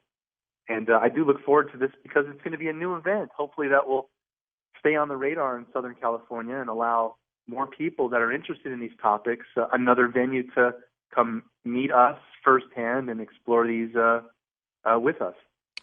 Jason, back in 1960, NASA paid the Brookings Institute $50,000, which would be $400,000 today, to research the possibility of what would happen if alien life were discovered. How would we react? Why did they do that? Yeah. Well, that Brookings report is something that those are principles and procedures that are still being upheld today that are way outdated. Originally, NASA contracted the Brookings Institute to analyze if they ever found extraterrestrials or even, microbial bacteria. How should we handle this, not only from a procedural standpoint, but also from a society standpoint? And a lot of the findings in the Brookings report basically said that they would want to quarantine not only the astronauts if they became infected or exposed, but even the knowledge of the idea that we're not alone is something that could have dramatic effects on our culture. And they chose to say that, well, we would probably have to quarantine that information too, until there was a proper time to release it. NASA has had a great policy of not really kind of coming outright with all of the data that they have, kind of being very withholding of research until they can come up with a hypothesis that's very well rounded. So their track record isn't really that great of being the most forthcoming of revealing information. But there is something that we see happening now, where there's a lot of this SpaceX and other companies that are going to continue to build equipment and send those into space beyond the control of things like the Department of Defense and National Security Agency at some point. That's really the barrier now, George, though, is a lot of these things that are happening in space, even things like trying to look for a planet like Nibiru. We don't have access to some of the higher realms of technology or even space telescopes that I'm sure NASA and Department of Defense and some of these agencies have control over. One of the things that has fascinated me, too, with all this work, Jason, has been the ancient depictions of rocket ships. We talk a lot about that, both of us in Ancient Aliens. But, my God, we were either very highly technologically advanced or we had a lot of visitors. Well, a lot of these depictions that we have, at least from the Sumerian culture, depict what we would look at as an ancient rocket ship. They actually had a term called a Shem, which they explained that these Anunnaki would be orbiting in larger craft around the Earth, and then would use a Shem to then come as a landing pod down to Earth. And looks very similar to the idea of what we would do now, meaning we have landers and orbiters and things that would depart from, let's say, our shuttle or space station and then go down to the planet's surface. So there seems to be, not only in the Sumerian culture, but others, even Hindu and some of these things that we would call a stupa. When you see Buddha sitting in a stupa, it looks essentially like some type of a conveyance of flight, like he could literally fly the stupa. So a lot of these depictions that we have from the Sumerian culture do show evidence of rocket flight. A lot of people would ask, too, like, well, if they're so advanced, Anunnaki are coming from another planet, why are they using rockets? I don't know, George, but there's enough evidence to substantiate that. There's a famous king called Gilgamesh, and in one of his stories, again recorded in Sumerian cuneiform, Gilgamesh visits Baalbek in Lebanon, but at a time before it was Lebanon, it was just Baalbek, and there weren't cities stacked on these great platforms. It was just a big landing platform. Those megalithic stones at one point at Baalbek were just a huge platform.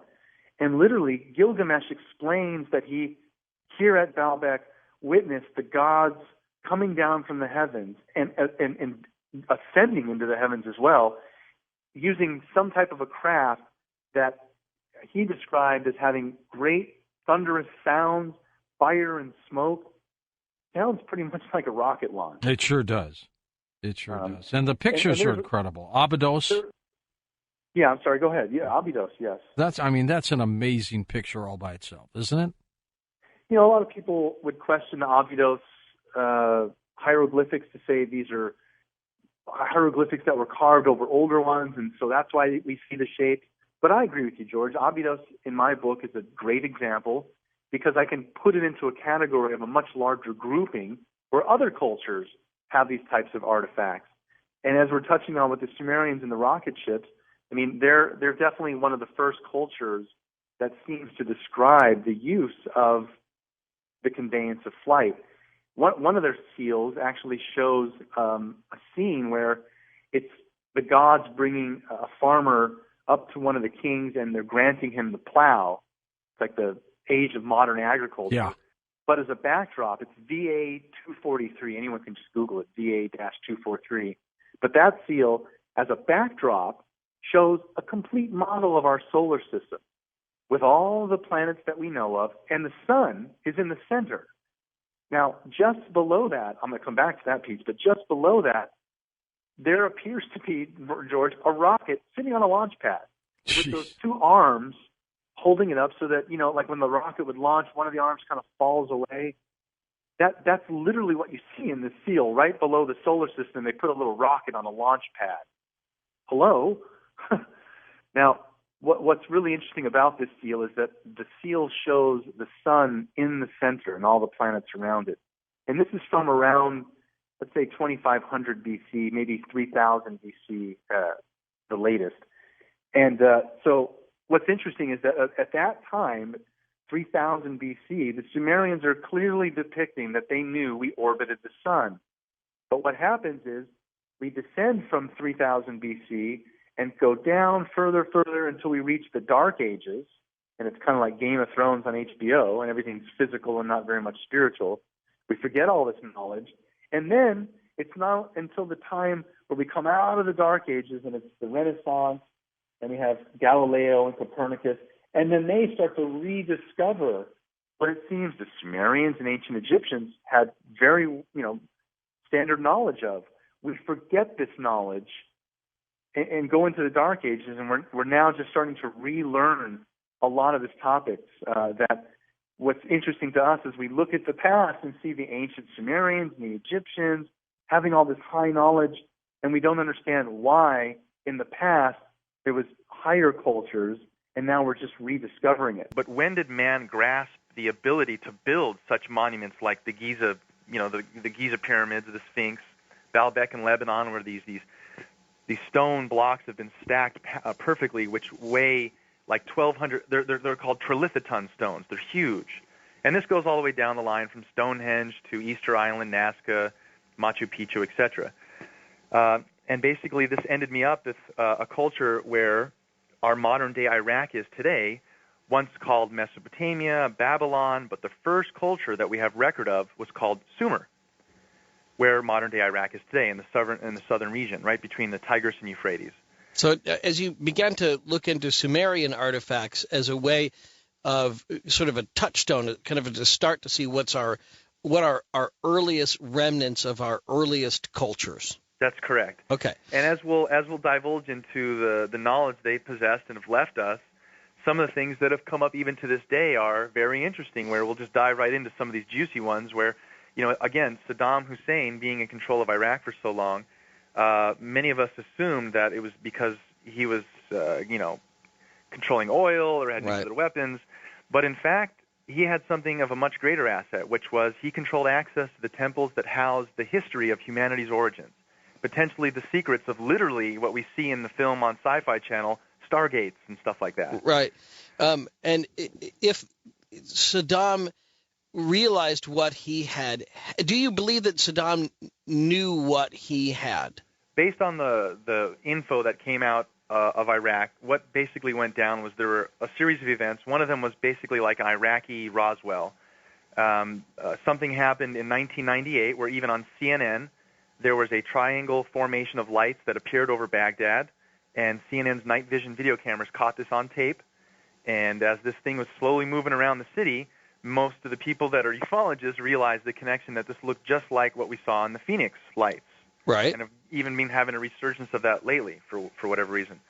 So it's very possible that yes, maybe something crashed UFO-wise in Iraq that Saddam got his hands on, and we were more fearful of him reverse engineering the technology like we're doing, and that was the threat to make us need to go in there today. a second time, you mean? That's correct. Okay. And that the first Persian Gulf War, you're not alleging was anything about that, but the second one, perhaps because we needed to go back in and recover ancient artifacts or modern artifacts which would have empowered Saddam in a way which we couldn't afford to let him become. That's right. The only tie-in I would say to the first intrusion to Iraq was this: is that the reason why we didn't get him then, rumors were then, was that he was hiding out in some of these ziggurat pyramids. That again, just the wealth of historical human information of our origins, it was just not something we could bomb. Now, have you been to Iraq yet? I have not. Okay. And not many people have. But I have a good story for that, though. So. Okay, well, I want to hear that. Not many people have, but are you making plans to try to get there? Because obviously so much of your work is focused there that I would be curious to talk to you both before and after a visit and your own tour of these ancient sites and these museums. The beauty of what the Sumerian culture has left us, which again we're going to get into, is that it's spread out into all the other various cultures that we have. So I don't necessarily need to go to Iraq to view and see Sumerian artifacts or understand our heritage. In fact, a great portion of the excavations that were done in the early 1900s were done by the British Museum. So most of the knowledge that we have from ancient Sumer is stored and cataloged in museums around the world, like in Turkey and in East Berlin and in the British Museum. Right. But the fun thing with the artifacts that we have there now is that it's very possible that Saddam is aware of the importance of this heritage and of the information left to the Sumerians by, let's just call it, their living gods. Like in the Bible, it says there were once giants upon the earth. Right. Well, many of the similarities and fundamental aspects of what the Sumerians wrote down and left us in the form of stone tablets with text on them and actual like pictogram pictures describing events to accompany these texts. Many of these parallel the biblical tales that we are renowned in English and in Hebrew, but many of these tales can be found as a Sumerian stone counterpart as the original tale. Some of these being the Noah's Ark tale and Adam and Eve. And we'll get into some of these and show that these artifacts actually exist.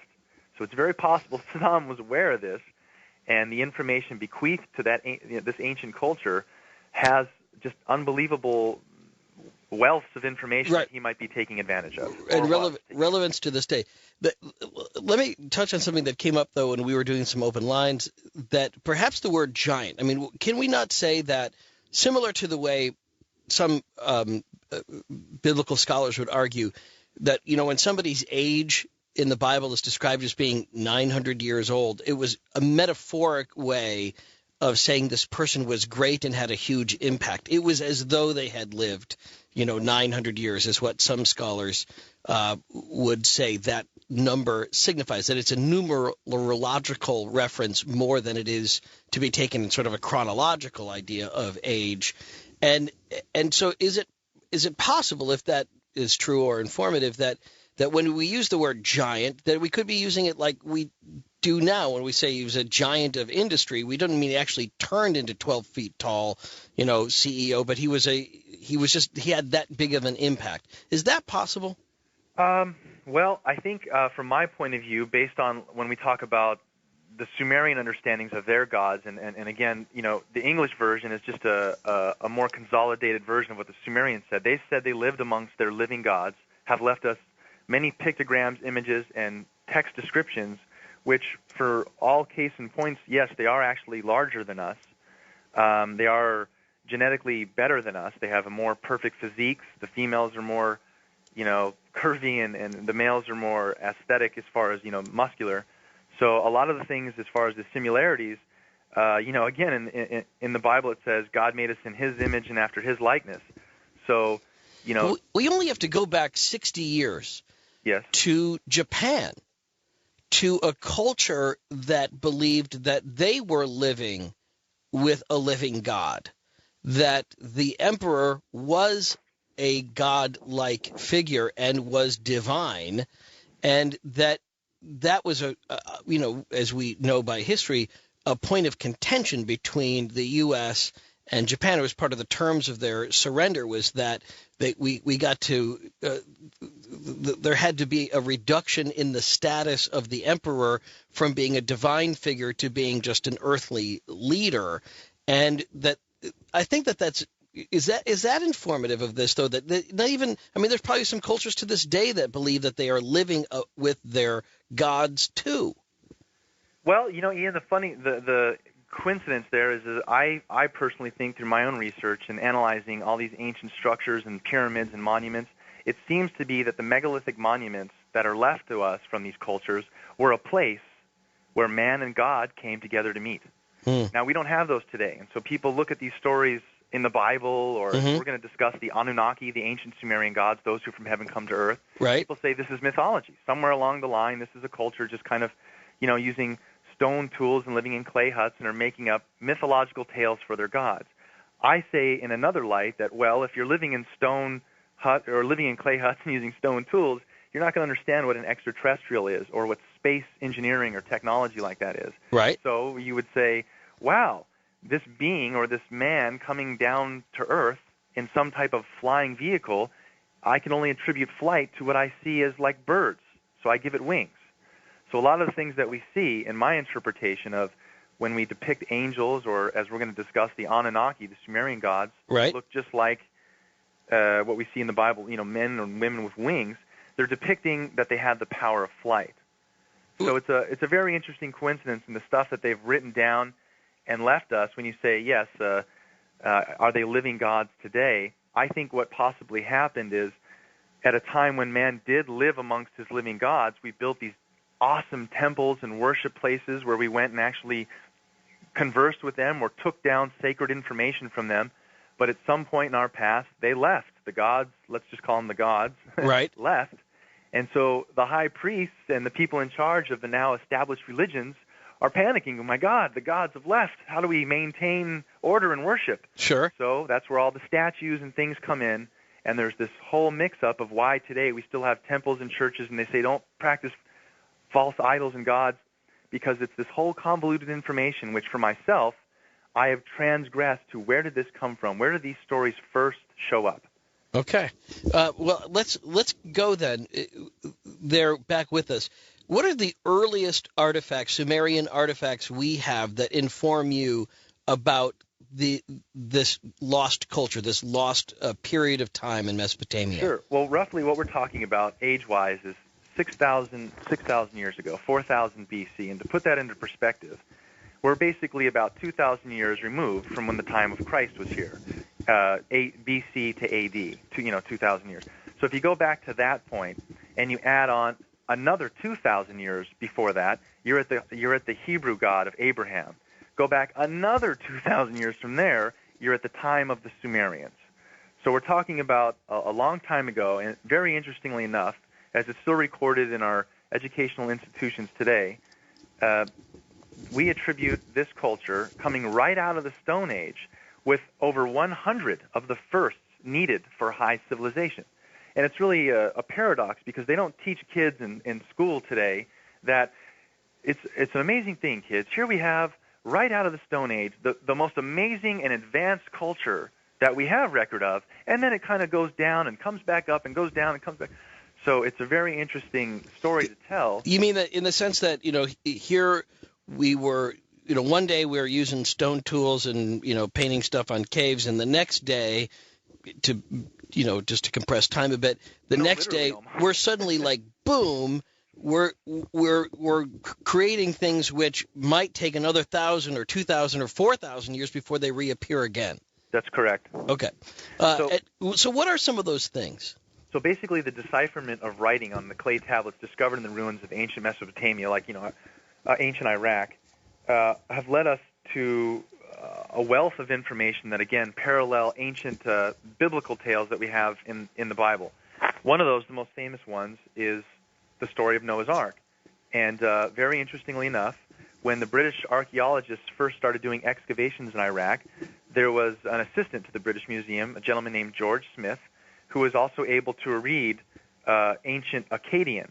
Now, they found various tablets in Sumerian, actual Sumerian, describing this tale of, the Noah's Ark, and it was in a longer tale called Enuma Elish, which was an Akkadian version. So they could tell almost word for word that this Akkadian version was an identical reference of the Sumerian one. Unfortunately, the Sumerian one was broken up, and they only found pieces and fragments.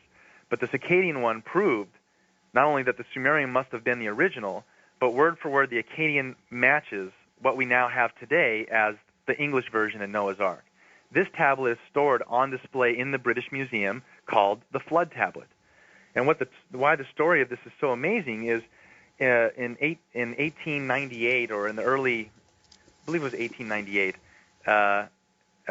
this archaeologist found this tablet, and then in bringing it back to Great Britain in the early 1900s, he was throwing his hands up in amazement, telling everyone, I can't believe that this actually exists, because here we have, for the first time, hard evidence, an artifact to prove that this tale might actually be truth and not just mythology. Well, exploring our future by thinking about our past with Jason Martell, whose work on ancient astronauts and Planet X and how these all tie into current events even too around the world has been a subject of fascination on Coast to Coast for a while. And thank you, Jason, for being patient with all of the peppering of questions I've thrown at you already, including just something we kind of touched on for a minute about where does, just thinking about what have you been hearing lately? What's new? What have you been getting a better idea of what is there in Iraq through any of your research? It's a really hard. The only way to get information out of places like that are other concerned citizens like you and me that also have internet access and have blogs and share information just like other people do, and aren't really relying on the news or military channels and stuff like that. I will say a couple of things. No, to answer your question, there's nothing really new other than what we know so far. And the fact is that Saddam Hussein might have had a lot more of an interest in the knowledge bequeathed to the Sumerians but by their gods, which were called the Anunnaki. And that's a term used by the Sumerians to describe their living gods. And it seems that Saddam had quite an interest in the knowledge that the Anunnaki have left the Sumerians, as I do and many other people. But even to the point where there was a rumor he was even going to build an Anunnaki theme park, areas to promote the understandings of their knowledge, and our origins, but also making it kind of like a celebration place and stuff like that. Whether that was really true or not, obviously that's not going to come to fruition, it looks like. No. It's gone with the PTL, what is it, Heritage USA. It's gone with the same. But then, okay, so... So here, let me say this, Ian. Here's an interesting little point to throw out there, too. Earlier, I've never been to Iraq. I'd love to go. But here's an interesting insight that I had. I came across a professional antiquities photographer who does go to places like Kuwait and Iran and various places to film for archaeological collections on very high-level, entrance. Usually where it's things that the public doesn't actually get access to. He'll come in and under a secure setting, film it. Someone with rubber gloves is holding things. So luckily enough, in talking with this gentleman, I was able to get artifacts sent to me from the British Museum and the Louvre, which I have over 500 digital images now, just specifically of Sumerian artifacts. Some of these aren't on display in the actual lobbyways of the museum. The British Museum is infamous for knowing they have like an underground storage, or like I guess that's the best way to call it, an underground storage, that has just thousands of artifacts that they rotate out, or they don't have a proper catalog to put it on display, and so they just kind of keep it down there. So there's a lot of stuff that can be gained, I think, from looking at the Sumerian information. And if I could, I'd just like to describe how they actually went about recording the information that we have today, because it really is quite impressive. I mean, how the Sumerians recorded the information? Yes, exactly. Oh, go ahead. They had basically two forms of doing it. One was in the form of a little cylinder seal, which is like usually a semi-precious stone, a round precious stone, that had a reverse carving in it, so that when you would roll this over wet clay, the reverse imprint would leave a positive picture. Sure. And most of the writings and things they left us was recorded in clay, since it was such an abundant resource in the Middle East. They used clay to write on tablets and to make these impressions with the cylinder seals. It sounds a lot like something I don't think there's a lot of anymore around. But when I was growing up, there were a lot of what we call ditto machines. That's right. It sounds like an ancient ditto machine. That's right. It's kind of like that. They used something called a stylus, which looked like an oversized screwdriver, and would kind of make like lines and characters by twisting and turning this stylus.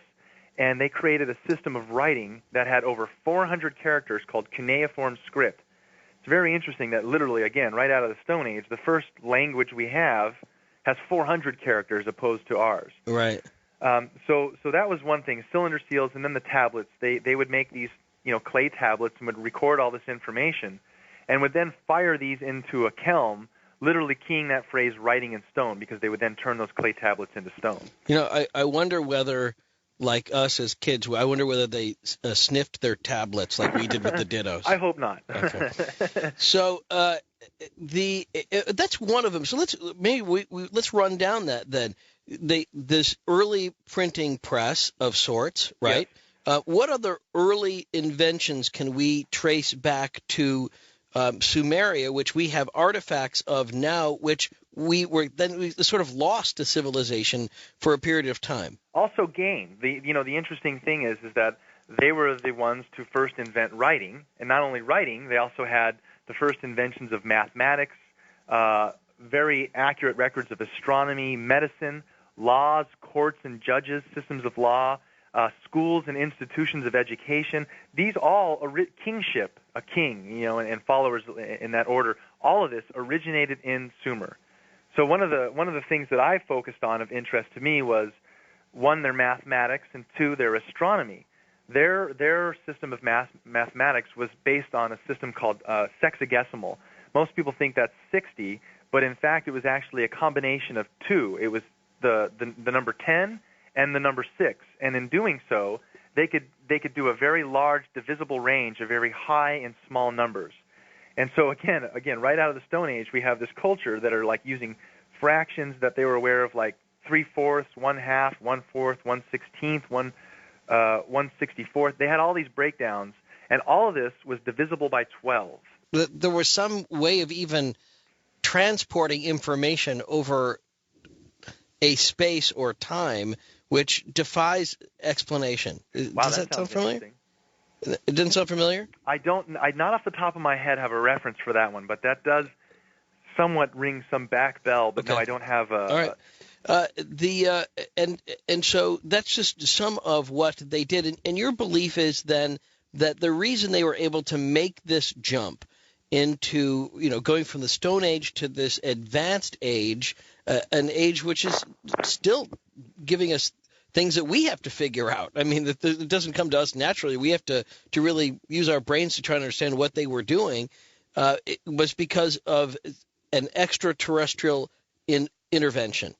That's correct. And we'll get down to the juicy points of that, but just analyzing some of the feats and things that they had, one has to ask, as people have done, like the renowned scholar Zecharia Sitchin, has said, what if you were to ask a Sumerian man, since he's one of the, I should regress real quickly, Zecharia Sitchin, and most people familiar with this name talking in these topics, is a biblical scholar studying ancient Semitic languages for over 50 years. And it's just an interesting thing. He says he's a reporter of the information.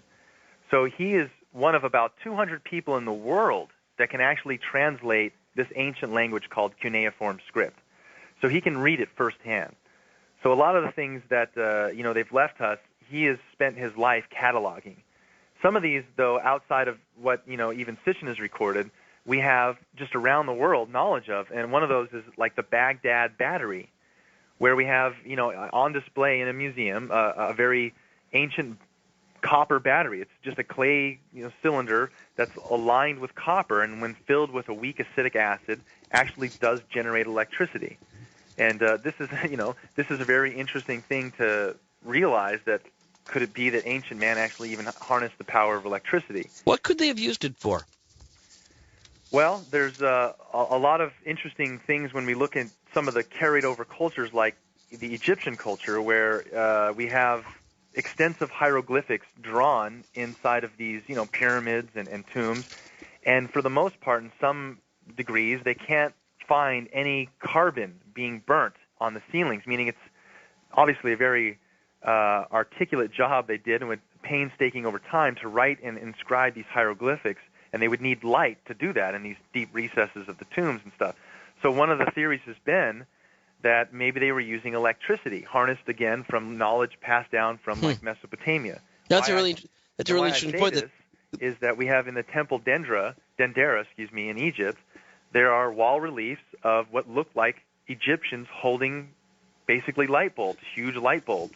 I think that's a fascinating idea, because I've never thought about that. But of course, if you're painting inside of a pyramid, you would have to have light. We would have thought that would have meant burning some sort of carbon material, which would have produced smoke, which would have blackened the walls, which would have made it almost impossible to paint on, or that there would have been some sort of residue in there on the walls from all of the fires that would have needed to keep the room lit to do all the painting. Right. So I think that's fascinating. And these are just little things that some of us found along the way. Eric von Daniken, again, one of the great archaeologists to question some of these. And along with the light bulb depictions, it seems that there's these like pillar-like objects referenced several times that modern archaeologists say, well, this is just a symbol of great religious consistency having to do with power and kingship, but it could actually be that it was actually more like a power plant, a source of power. So it's a very interesting thing that when we look at the artifacts and stuff that they've left us, and someone would ask, well, why can't we just pull out one of these ancient computers or find some Stargate that's buried somewhere? And it's a very anomalous pattern, but it seems as if we do find these type of things in Egypt or in ancient Iraq, that the powers that be are well aware that they do exist, right, and make a strong effort to quell the public's knowledge in finding out the true information. We had an email from John who asked, he said, he read about a year ago, it was discovered that some artifacts, Sumerian artifacts, were gold-plated, and some newer artifacts were gold-plated also. They were electroplated, not gold wrapped around a base core like Roman coins that he says he has. Would this explain what the battery-like artifacts found in Iraq were used for? Would that help explain it? Well, it would explain that they obviously were doing something with it, but what exactly it was, what type of device it was hooked up to generate, the power, one can only speculate. But are some of these artifacts electroplated as opposed to just wrapped in a metal? Not that I'm aware of. Now, that could be very possible, but for the most part, the artifacts that I've come across are more in the fact of the information contained on them. Okay. You might want to look into that, because, if he read that somewhere, that would explain it, because, electroplating process that ancient, it might give a tie-in to why there was a need for a battery. Also, he says, is the stainless steel-like column still in Iraq? I don't know what he's talking about. Do you know what he's talking about? Unfortunately, I do not. Okay. I don't know. He referenced it almost as though he had heard that on another show. But if anybody knows about the stainless steel-like column in Iraq, you can give us a call when we go to questions for Jason Martell coming up. Jason, I asked this question. We see scientists such as the ones in Singapore and in Australia that have been doing the research into this, what they call the Flores the Flores caves, yes, on this island, and they believe that this separate species of human was maybe no taller than 3 feet tall, right, but that they believe that the skeletons are 800,000 years old. How do you reconcile that with your theories? Well, yeah, I understand, and this is like, for instance, the work of Michael Cremo and various others who have shown that man could have gone so far back that there's, prints in South America and various other places that show man walking along dinosaur, right? Or that they go back, very, very long periods of time. What I've focused on is that the first recorded culture that we have, a first civilized culture, meaning not just some fragmented painting here, but who was the first to have a complete written language, a complete system of law and order? Mm-hmm. And so that is basically where we're at today. Is it rests on the shoulders of the Sumerians? Okay. Well, I'm trying to get, and I get that what you're saying is that we could have had a complete recorded, and we could have had cave-like people for hundreds of thousands of years, but suddenly this culture in Sumeria just gets this huge, or Sumer gets this huge jump start, and suddenly, boom, they go from being, like living in caves like Flores Man to living in and building these beautiful temples and telling their story in these complex ways. Yes. The story that comes along with the Sumerians is, for instance, in the Bible, again, we have an English version, Genesis, that explains how the earth formed and how God created man and in 7 days did all these things.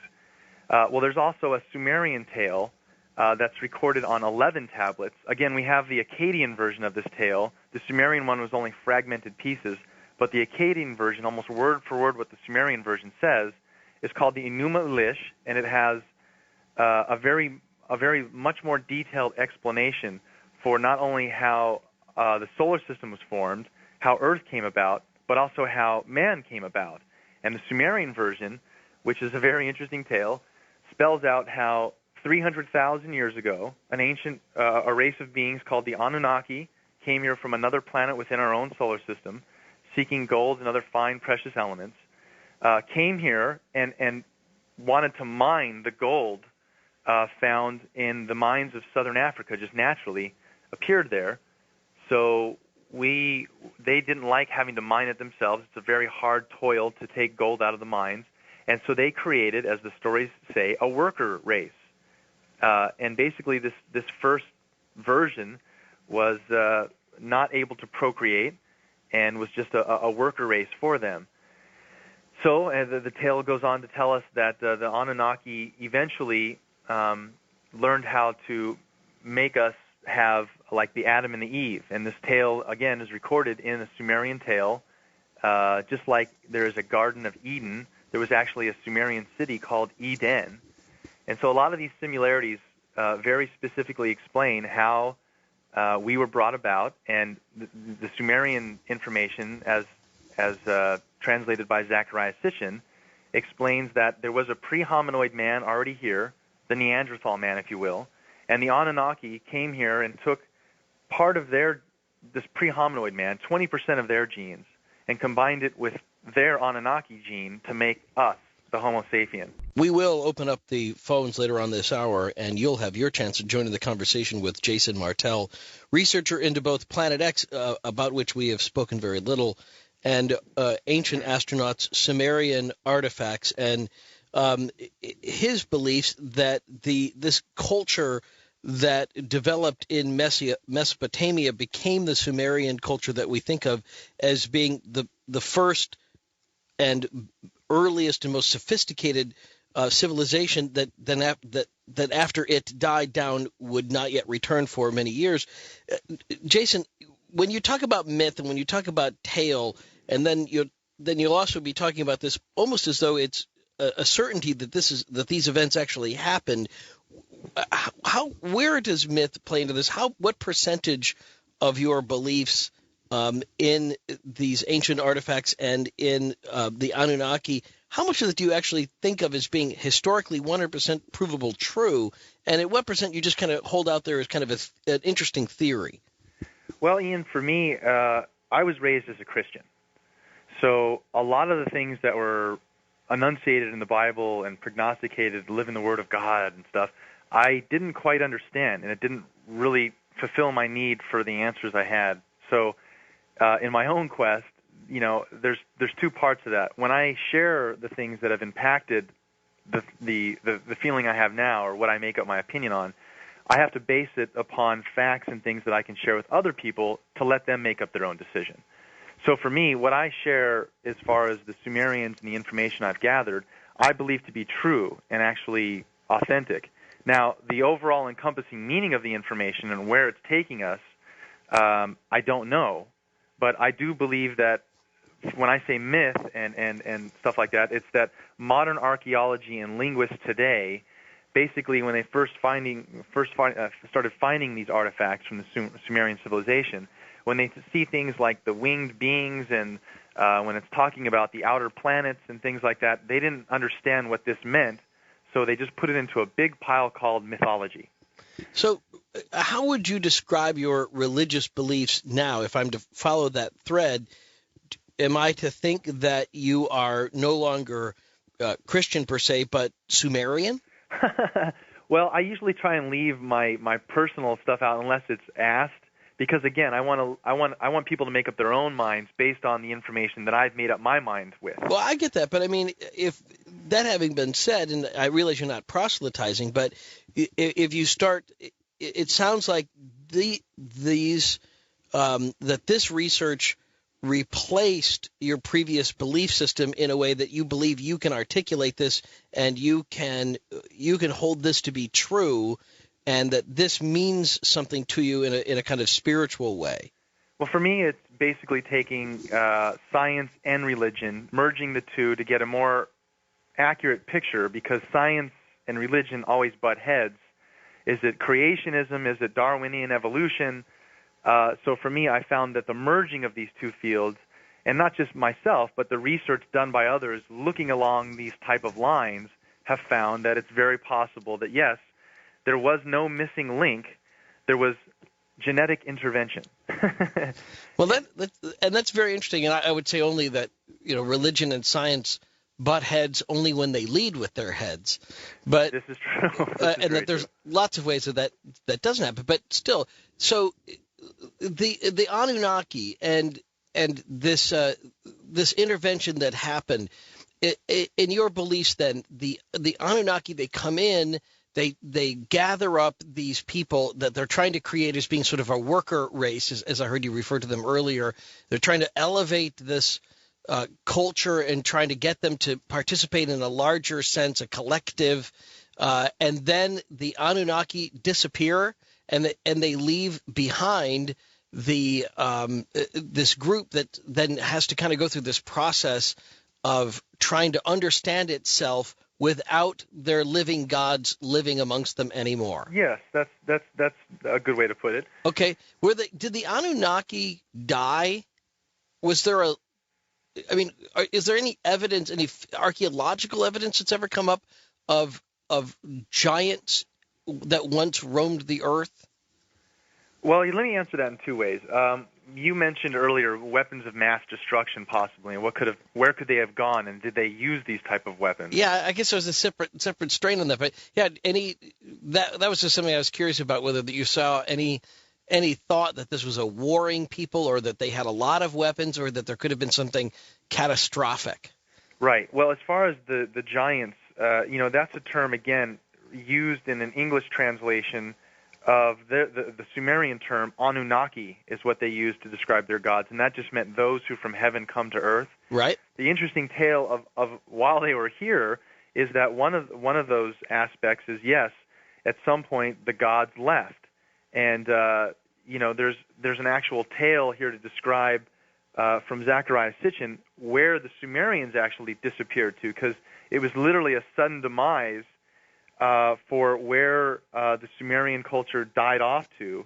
Many of the things that we, again, learn from them have been carried into cultures around the world, but the tale that Zechariah Sitchin explains is that it's a very interesting thing that in the Sumerian texts, they describe basically an evil wind that came across the Mediterranean Sea. It was like a death cloud that caused excruciating pain to all living beings and animals, withered plants.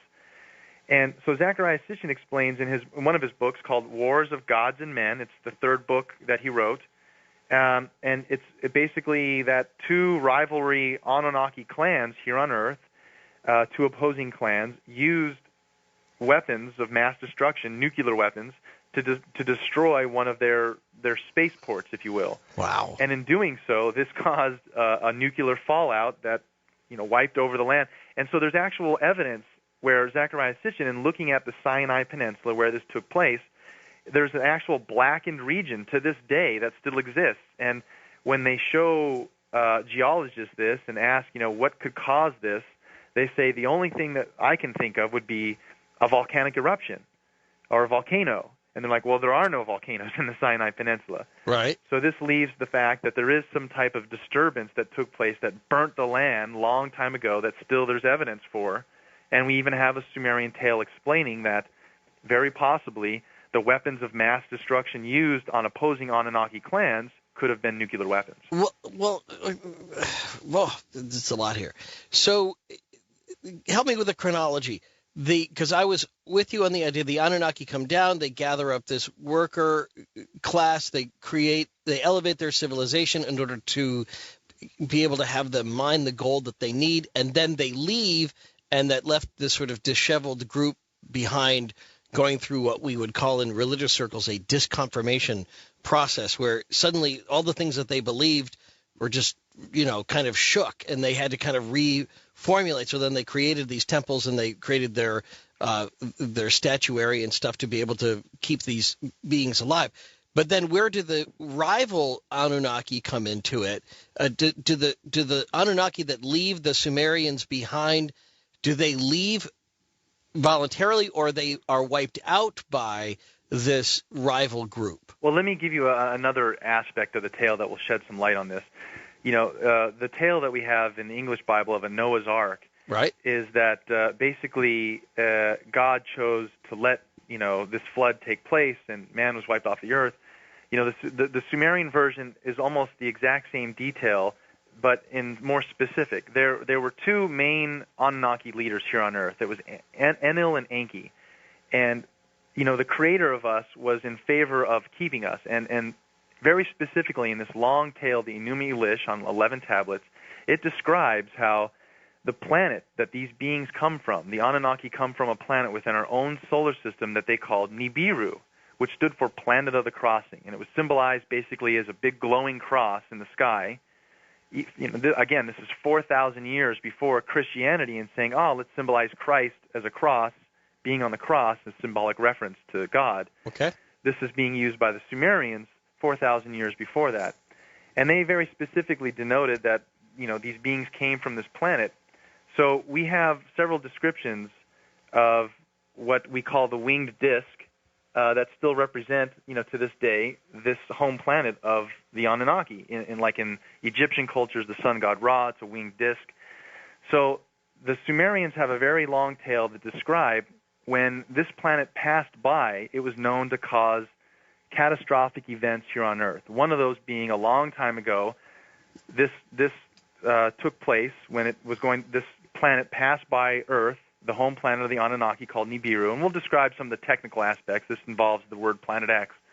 But basically, they were aware that when Planet X, Nibiru, was going to pass by Earth, it was going to cause great catastrophe on Earth, mainly some of the ice sheets cracking off, great floods taking place all over the Earth.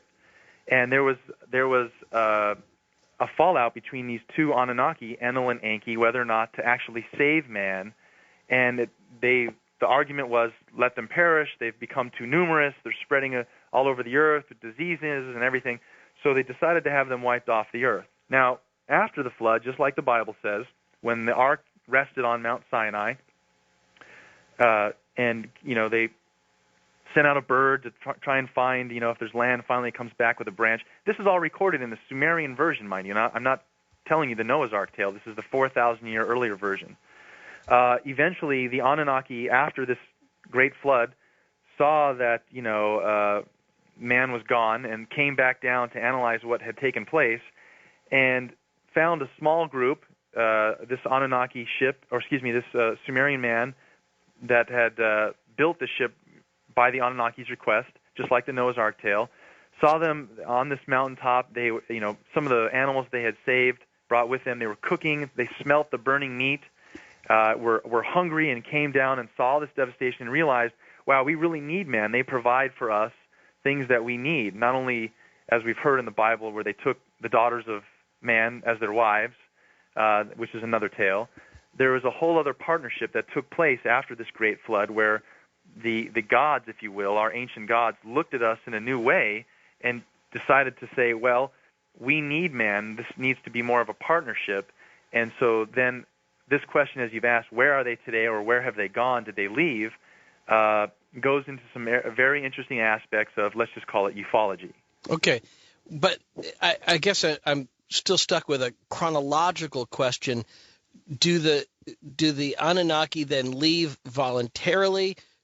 Are they wiped out in this battle in the rival Anunnaki factions? Is it a Planet X thing where they experience, this crossing over of Planet X into our solar system and disrupting life here on Earth? What happens first? What happens in what order? Well, where they are today and if they're coming back is a question we're still trying to find out. And to be honest with you, Ian, there isn't really a clear answer as to why they left or where they have gone. Okay. My answer for that, this is kind of off the topic and it's my own personal opinion, but based on my research with ufology and the government cover-up of things, I believe that maybe Earth is on quarantine. So if there is some, let's just call it Galactic Federation or Federation of Planets, however that would work, smart races out there that, collaborate, they would look upon us, I would believe, and say, wow, we're killing each other, blowing up the planet, expelling natural resources. Let's just let them get there on their own, maybe give them a nudge or two, but I don't think they're going to let us in to have access to the things like the Anunnaki once gave us because of how we screwed up in the past. Well, but, how dare they feel so howdy about that if they blew themselves up with ancient weapons of mass destruction? Well, how advanced were they if they, in their own tales, record a nuclear-like explosion between rival Anunnaki? Well, that's why I would say that more than likely, if there is a federation of planets, maybe they're kind of like not allowed to visit us right now or not allowed to intervene. And the only side note I would say to that is there is another interesting aspect of some of the Sumerian information where they had another group of Anunnaki that were called Igigi. So there were two forms of Anunnaki. There were the ones that came down here to actually work amongst the humans and work with the kings and priests of high command and establish rulership here on Earth. But then there were also forms of Anunnaki that were just called Igigi, which were beings that were from this planet that did not actually come here, but assisted in many other areas of the Anunnaki. And there are several Sumerian tales that explain that these Igigi had helpers, and there are tales throughout the Bible and stuff. You've heard the terms like the Watchers or the Nephilim, and it's very possible that the Anunnaki, if they did create us in their image and after their likeness using genetic engineering, they could basically splice together genes from other races. And there's lots of tales in their texts about how they didn't just try it with man. They had success combining their genes with animals. And like you have these references of the Sphinx and various other, the Matador and other things throughout history that come to fruition in the Sumerian tales. So one of the things that I pointed out... You're just saying those weren't necessarily mythological beings. That's right. They weren't necessarily mythological. That we were some big giant island of Dr. Moreau. Well, one of the other things that they've left us in the form of text describing their interaction with this certain type of being, but also figurine descriptions of these little helpers of the Anunnaki, which coincidentally look just like our modern-day gray alien. And they said that these were the helpers of the Anunnaki that assisted in, let's say, medical experiments or sometimes flying their craft. And, they have a very strong resemblance to what we would call the modern-day gray alien. So I would say that if it is, why aren't they here? Why don't we see them? Maybe it's possible. And again, this is just my own assumption. Maybe they've kind of left us in the hands of, let's say, other overseers to kind of watch their grand experiment. Because whenever we hear about alien abductions or people being, sighted in that sense, it usually has to do with reproductive activities or, extraction of body fluids and tissue and things like that. So maybe they're relaying this grand experiment back to the Anunnaki, saying, hey, here's what's currently going on with your race of beings that you created. Fascinating. Yeah, that's a hard one to swallow, though. Yeah, it is. And it's, I thought I was getting somewhere, and then you bring up these EGG people, and now I'm totally lost. So no, I'm kidding. I look forward to sorting this all out, and I'm sure that there are questions that are on the table here that people are dying to ask. We'll look at some more of the astronomical data, too, to show that they weren't just making this up. They have recorded, documented evidence that they knew something taught to them. But bottom line was, to go back to someplace in this timeline of our conversation, no archaeological record of giant people or any bones that cannot yet be accounted for that come out of Mesopotamia that would anyway indicate that there was a mortality to these Anunnaki. Well, if you're asking me if we found any Anunnaki bones yet, not that I'm aware of. Okay, because it seems like the farther back in time we go with our human archaeological, or I guess would be more accurate, anthropological record, is the further back we go, the smaller we get. As far as the Nephilim go, this is a tale, in the Sumerian version, that the Nephilim, described in the Hebrew Bible, are gods, if you will, that took the daughters of men. So we have the same tales in the Sumerian legend that at some point when man started to flourish, they realized that, the women were attracted to them, and so they took the wives that they wanted. But this term Nephilim is thought as a negative connotation, like evil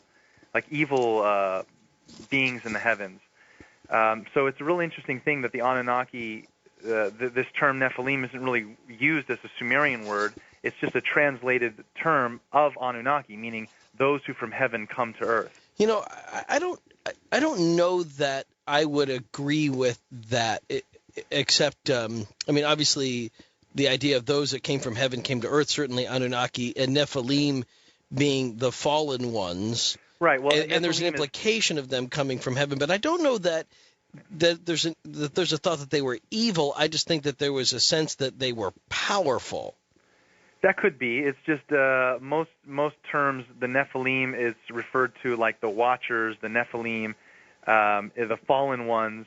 It's like they fell out of grace with God, and so that's why they were sent here. And I don't know that. I don't agree with that either. That's what I'm saying. Yeah, I don't know that. I think that that's the presiding thought on the Nephilim. I think that really what comes down to is that scholars are just really still unclear as to what it means, and they kind of leave open the question of who they were or what that particular passage is about, but that they weren't gods, although they may have had a divine connection. I don't think that the Hebrew text refers to them as gods, but I do think it is one of those points that intersects between the Hebrew text and the Sumerian text, that there's even a discussion of people or things having come from heaven down onto earth, much in the same way. It really is fascinating. It is, and I think the angle that I'd like to touch on for the last hour here is where these beings come from, and more specifically, will they ever come back? The Sumerians, again, with their tablets and the writings that they've left us, a large profusion of the text had to deal with astronomy. And to put into perspective what they said, we have several tablets that describe observation of weather patterns and natural occurrences, patterns in the sky as far as the star constellations. Over hundreds of years they made these observations and recorded them on stone. There was even a set of tablets that for any scholar that could actually read these, a Sumerian scholar that could read these texts, would be able to tell you 50 years in advance on what specific day a lunar eclipse would take place. So they had very accurate knowledge of recording events in the heavens, even to the point where to this day, we don't quite understand how they were able to know the distance between the planets, the way the planets look in space, meaning the color of the planets. They cited Uranus and Neptune as being mosh sieg, a bluish-green color, Neptune being the twin of Uranus. And this is information that we had no knowledge of until in the late 70s and 80s. We sent probes like the Voyager and the Pioneer, and we finally got color pictures. They collaborated word for word what the Sumerians described as a bluish-green planet, the distance between the planets. But then it gets into some specific areas that we haven't been able to confirm yet, like the Planet X. With all these probes and all the other stuff going out there in space, is there anything new that you're hearing? Well, yes. I mean, the current research is still continuing as far as the search for a planet beyond Pluto. We've had several blips show up on the radar that really haven't done anything other than raise the eyebrows of awareness for, could there be a Planet X out there? In the last few years, there has been a great resurgence in the idea of, is there a planet beyond Pluto? We found a couple of these bodies, Sedna, Quoar, you might have heard some of these in the news, where they found basically anywhere from 800 kilometers to 1,000 kilometer in radius size planetoids is what they call it. They're just big ice balls floating out there beyond Pluto that they weren't aware of. It's like, my God, these huge objects are floating around out here that we weren't aware of. What I'm talking about actually is an object that would be 4 to 8 times the size of Earth. Big object. And there is research that's been going on since about the early 80s, where it started off with a gentleman by the name of Dr. Robert Harrington, who was the lead scientist for the Naval Observatory in Washington. And he detected perturbations in the outer planets, which basically means that Uranus, Neptune, and Pluto were exerting a certain nudge in a direction that led the scientists to believe there's some other large body beyond Pluto that's exerting this pull on the planets, yet we can't account for what it is. So then they started to do a lot of imaging using infrared satellites and telescopes to look way out into the solar system to find what could be causing this anomalous pull. And this led into the whole topic and realization of when we talk about brown dwarfs and failed stars and stuff like that, with the use of the Hubble, it's become almost a standard norm with the other solar systems we filmed, to see that they're binary, meaning they have two suns. So it's very possible that our own solar system is binary, that our other sun that's way, way, way out there, billions of miles away, out beyond this thing called the Oort cloud, it's very possible we, too, have another sun, but it's a failed sun, a brown dwarf. A brown dwarf. And so what happens is that there's been a lot of research and theories going back to one of them called Nemesis, saying that this sun out there, this failed sun, perhaps has comets and debris that somehow get pulled into our inner solar system on a very high-level orbit. And one of the postulations was why the dinosaurs died off was because this Nemesis, this planet that passed around that failed sun, disturbed comets and sent them towards us, and at very large intervals, like the dinosaurs dying off, caused extinction-level events. Now, where this ties into the Sumerian Planet X is that the Sumerians say that this planet, Nibiru, has a very elongated 3,600-year orbit around our sun. So for us, a solar day is 365 days. It's one loop around the sun. One loop around the sun for Nibiru is 3,600 of our years.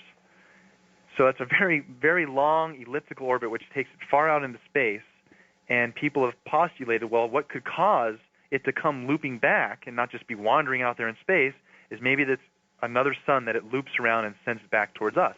If it's described as being a planet like with mountains and waters, and sounds very similar perhaps to the environment of Mesopotamia, right? Well, Mesopotamia is actually it's not a very mountainous region as much as it's got a lot of clay. Well, okay, but mountains wouldn't be out of the question if you're going to have.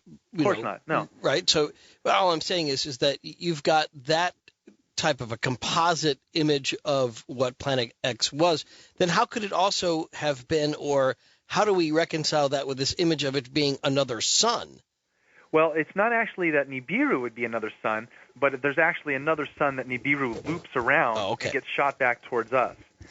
Interestingly enough, Ian, about 4 months ago, I attended a conference at Jet Propulsion Laboratories by a Dr. Michelle Fowler, and we have a new telescope that we just launched in space. It's called the Spitzer telescope. It was first called Surtiff, but they renamed it after this famous astronomer Spitzer. And I asked Dr. Michelle Fowler, who's the lead astronomer on this project, is it possible that this new satellite, Spitzer, will be able to image things like a Planet X? And do you believe that it's possible an object 4 to 8 times the size of Earth could be in our solar system? Right. And very interestingly, she said, yes, I do believe that it's possible. Whether or not Spitzer would be able to see it, I don't know. This telescope looks at very specific areas in the solar system, but already in doing so, in the 4 months that it's been released, they've had an exponential growth as far as extrasolar planets, white dwarfs, brown dwarfs. And so this has been the overriding problem with modern search for Planet X, is that off the scale, we find thousands of these wandering planets, let's call them, out there beyond what we call the Kuiper belt or the Oort cloud, but could still possibly be something that passes through our solar system. Okay. So it's not a question of does Planet X exist, it's will we be able to actually pinpoint which of these orbiting planets or wandering stars it is. It is incredible. Really, really incredible to think that it has been 30 years since the book, The 12th Planet, was first published. 30 years.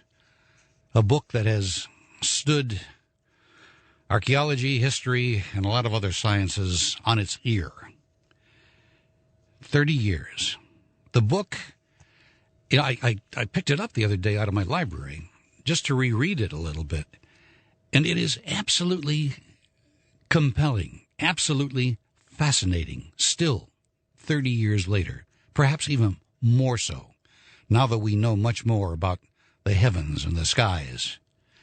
There is so much in this book, and, there are some who say, well, Sitchin must have, he must have made up some of this stuff.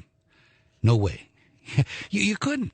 If you read this book, you say to yourself, good heavens, there is no way anybody could make up what is in the 12th planet.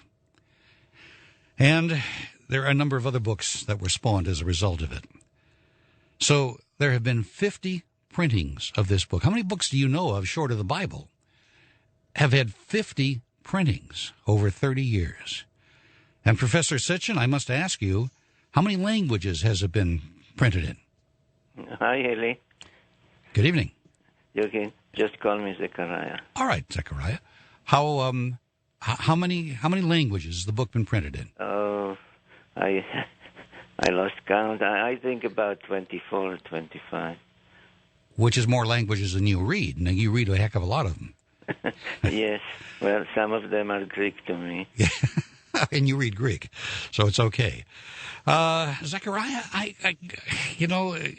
we've been friends for a long time, and there are a number of questions that I've wanted to ask, and this is the night. I'm also going to open the lines a little bit later and let the folks who are listening ask you questions that they wanted to ask you over these 30 years. Okay. But the very first question I have to ask you is a technical question, and I'll get into some of what's in the book.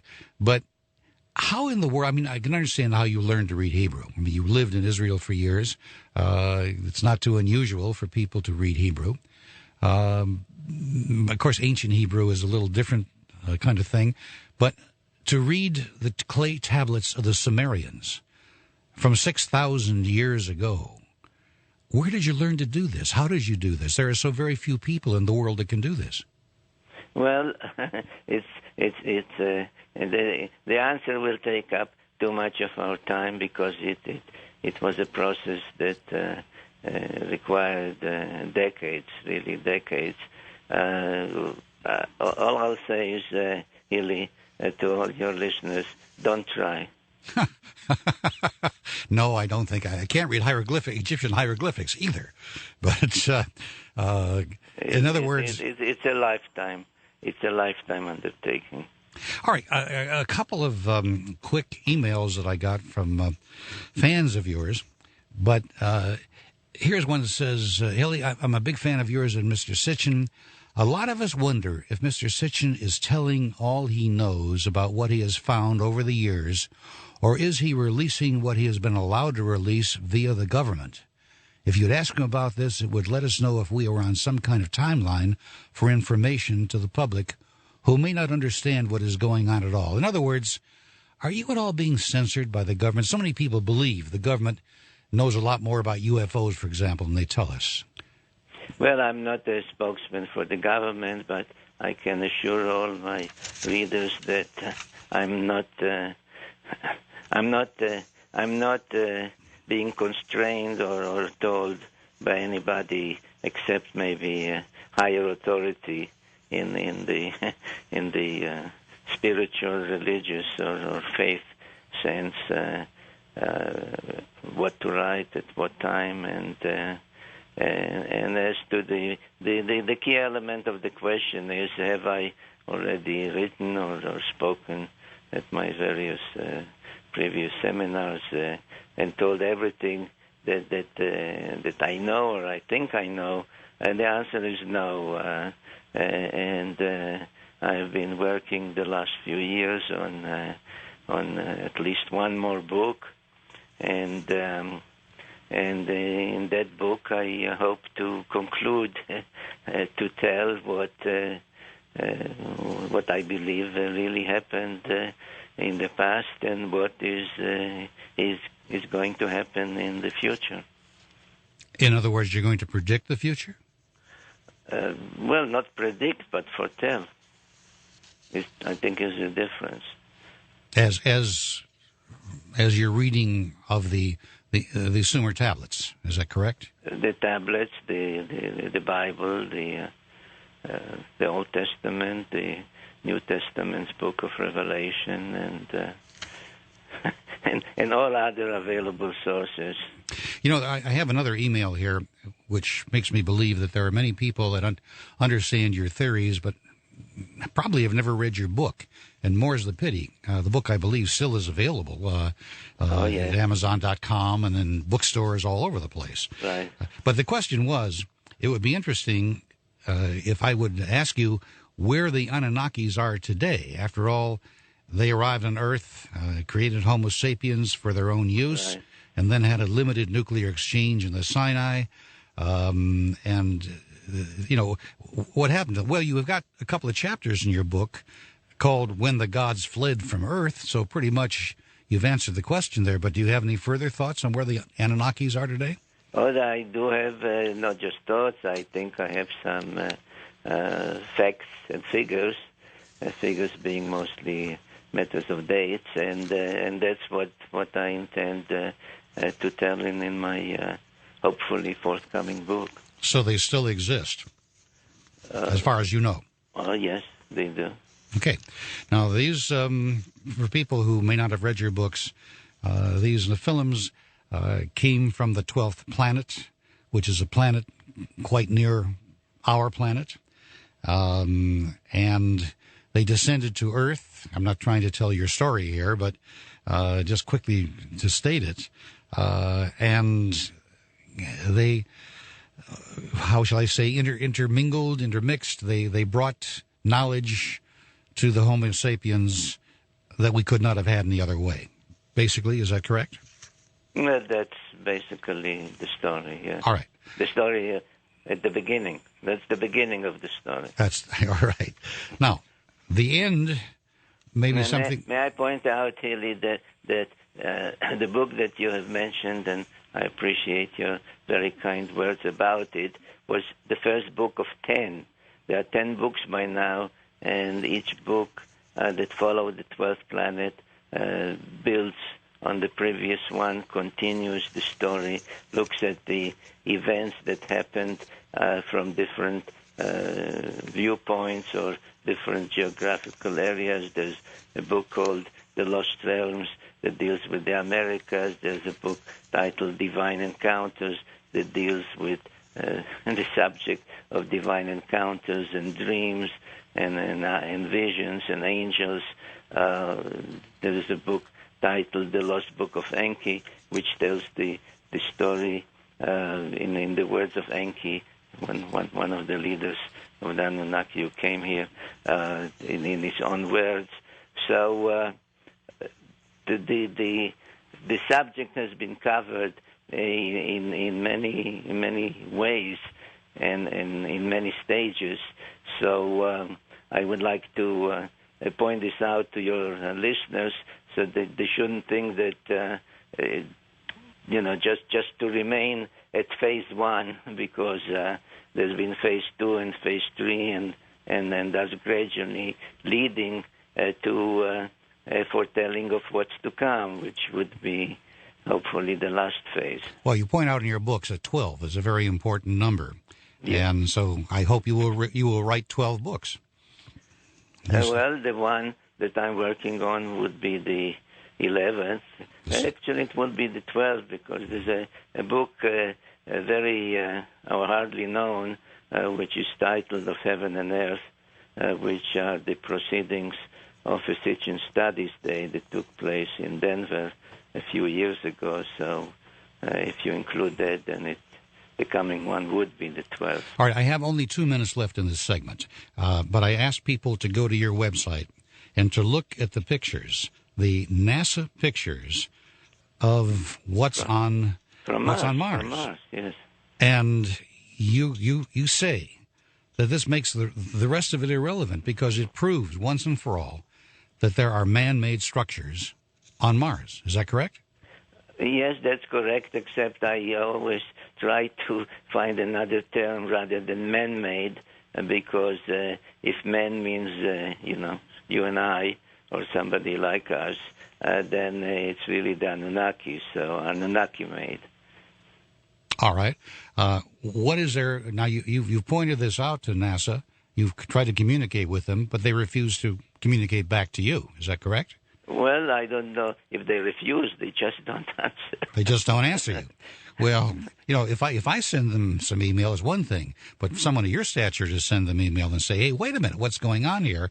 That's pretty important. Now, the pictures that are there, you have enlarged and enhanced, but you also have included the actual NASA photos for people to see for themselves. Yeah, they can click and go straight to the NASA website that has those photographs. Well, which is quite a complex thing to do, but by clicking on my website, they can just get there. Well, what's about these pictures? I mean, to me, they look like sand dunes. These are pictures taken by the rover, one of the two that were sent to Mars recently. I think that it's the one called Spirit. That was stuck for a while in some kind of a valley or I don't know. Anyway, some depression and in the surface of Mars, and then climbed up and reached the rim of that depression or valley, and the camera started to sort of scan the landscape to see what does one see from the top of that rim of that depression. And NASA posted the photographs, with some identification, the such and such, picture number such and such, etc. And some of them show, without doubt, what we would call artificial structures, walls, angled walls, a tower-like structure, etc. And what I did was I posted them on my website, Sitchin.com, and just asked the question. I said, would Mr. NASA please explain what this is? And nobody did to this day. And you believe that this proves that it was some kind of intelligent force that created these sand structures? These are not sand structures. These may be sand-covered structures, but these are walls, angled walls, 90-degree walls, rounded towers, rectangular areas. Which proves, I've got to stop here, which proves that it's some intelligence. Intelligent work by somebody that had some technology and technical ability. Okay. Zechariah Sitchin is our guest. So you're saying people should go out and buy the book. You're not going to give us the answer? Of course. They have to buy the book. Hey, let me tell you a little bit about Robert Stanley's back with us, webmaster of UnicusMagazine.com, host of the Unicus Radio Hour. He has served as a correspondent for America's Morning News and America's Radio News Network. He has traveled to 60 countries during his lifelong pursuit of modern and ancient mysteries. As a matter of fact, he's out there in Asia right now. Over the past 30 years, his quest for unique ideas and information has led him to research and write about many controversial topics, of which we will talk with him about tonight. Robert, welcome back. I hope all is well out there where you are. Thanks, George. Nice to speak with you again. Boy, how many miles away are you from me? I'm in Los Angeles. About 6,000. Well, I have to update you. Since the last time we spoke, I had a real epiphany after the last time we were having a conversation because I was up all night, a lot of coffee and adrenaline. Oh, and sure. I started doing some. I just couldn't go back to sleep. Okay, so I started doing some more research about this whole concept, which I've told you and your audience before, that I'd been given some clues that Lucifer not only was real, but that he had a real problem. He suffers from multiple personality disorders, and he also has inadvertently he's infected himself with these mental parasites that he accidentally created. He and his immediate his cohort, spacefaring crew. Yeah, well, and I had told you before that the information I got was from a book called Christ Consciousness by a guy named Norman Paulson, who was a friend of my father. Now, in there, he claims that back in the 1950s, he was contacted by benevolent human extraterrestrials who told him this story about how Lucifer had ventured into some weird forbidden zone, like a black hole, and he was so badly traumatized, he and his crew, that they became insane. They went mad. And I told you I thought maybe that somehow that he was infected from a source external to our universe. But after I went back, last time we talked, I went back and reread that information. It says very clearly there that when they were in the forbidden zone, wherever that may be, and they went insane, that is when they accidentally created these mental parasites, which have various names, such as demons or archons or jinn. All right. Okay, so, and those things are extremely real. They're very dangerous, and they're very prevalent in affecting our consciousness negatively. So you do not believe that Lucifer was a fallen angel? Well, okay, let's be clear here. The word angel just is Greek. It means messenger.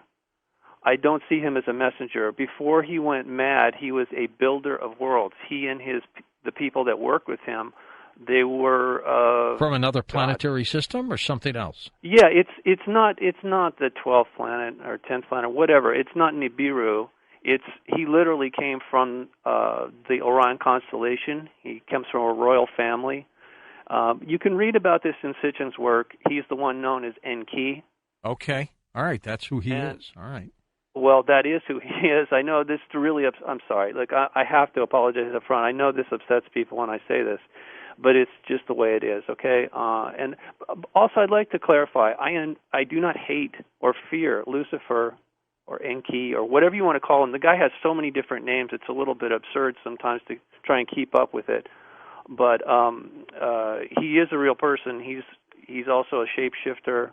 My understanding is he's an amphibinoid, a humanoid that is amphibious.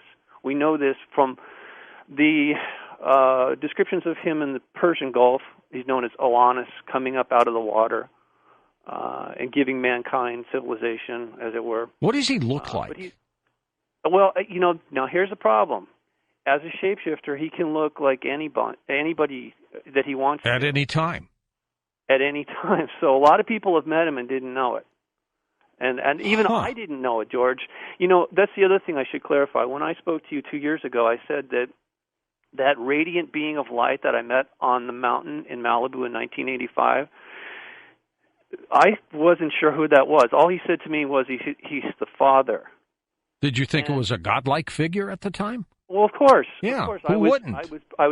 Yes, but I was being attacked by the mental parasites that I encountered earlier that day when I was working security at the beach in Malibu.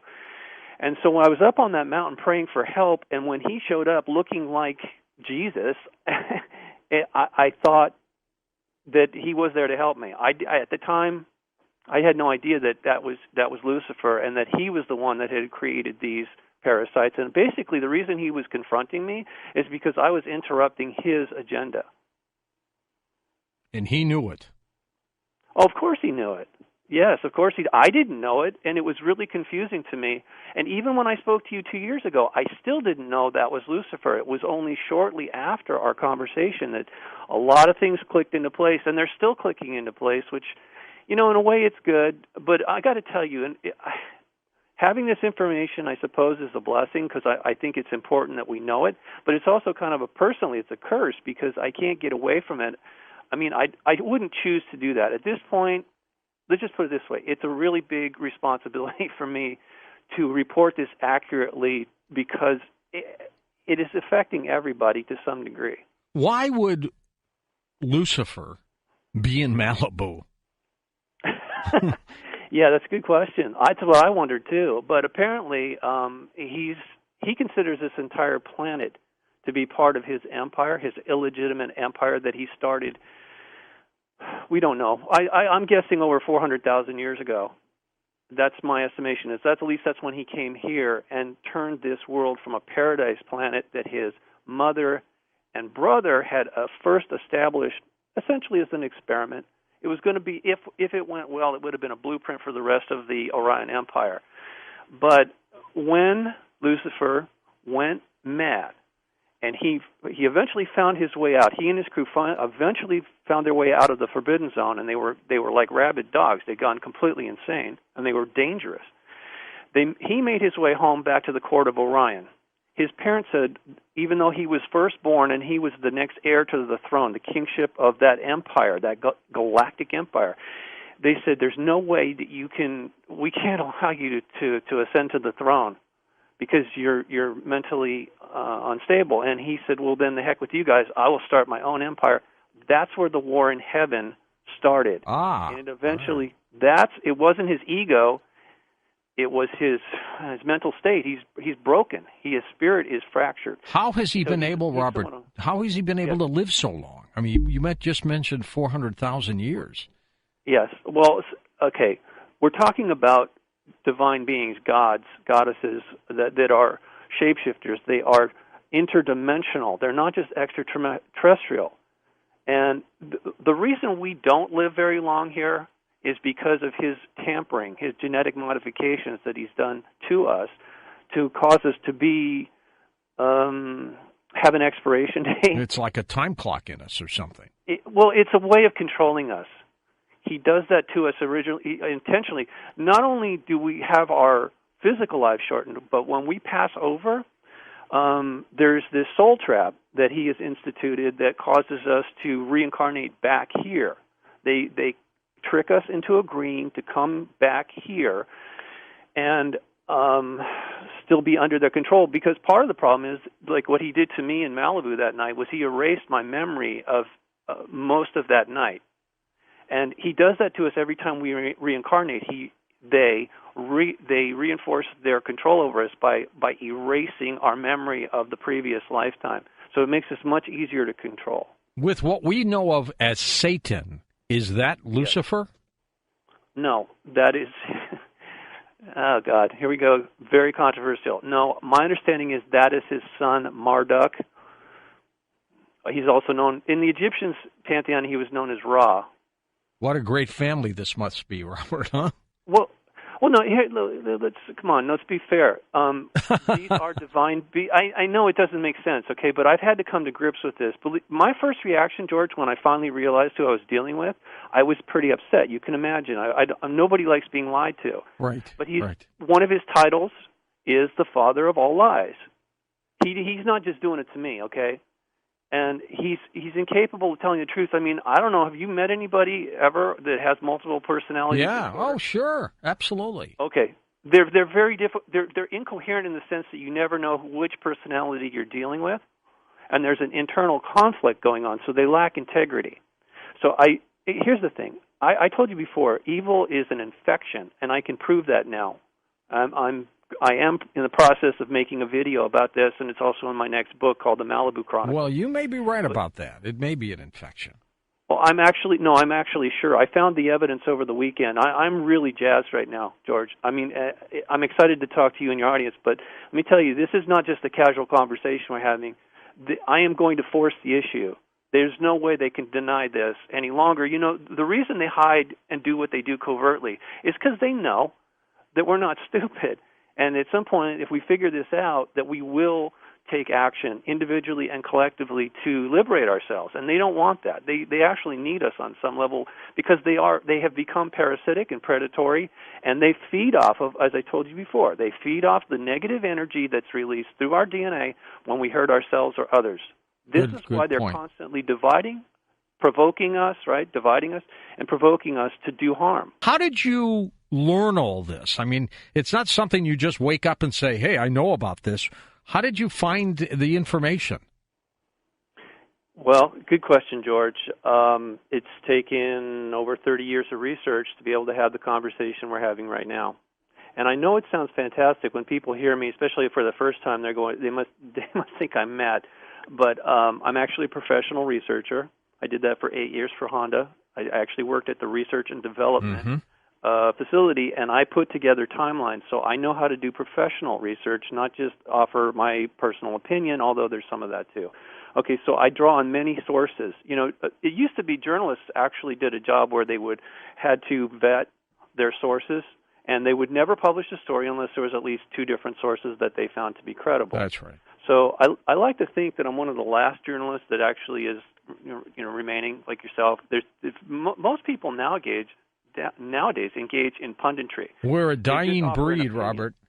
Yeah, it's sad, but I mean, and look, I understand everybody wants to get their opinion out there, but since you asked, it's the reason I have been so adamant about trying to find out this information to understand his agenda is because it so directly impacted my life. I mean, if you just imagine, you're standing face to face with this God, this madman, the fallen angel, whatever you want to call him, and he is affecting my thought process. Tricking you, right? Trying to trick, and he did. He tricked me for 29 years, had me under the influence, or at least believing that he was a God or the Father. And so at this point, I just have to jump ahead, give you a further update. When I spoke to you in 2014, what I knew at that point that he would be returning under the false pretense that he was here to save us. And this is going to be sanctioned by the UN and the Vatican.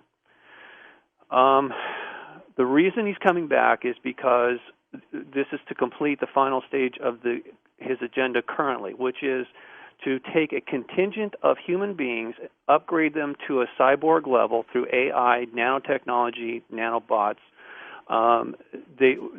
Those few humans that have been so-called upgraded are going to be part of a strike force that he teleports or sends through a portal directly to the court of Orion to attack on his behalf. So in other words, they'll become the point guard of his force. Now, my understanding is this was already tried back in the days of Atlantis. That's what he was doing a lot of that genetic experimentation for, and that's the main reason his parents, his family, wiped out pretty much all life on the planet, specifically his doing.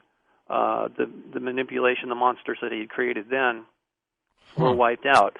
And as you know, I know a lot of your audience knows this too, America is considered the new Atlantis. At least that's what Francis Bacon wrote, right? Right. So it is what we are, what we've become, and this was all by design. None of it happened by our own doing.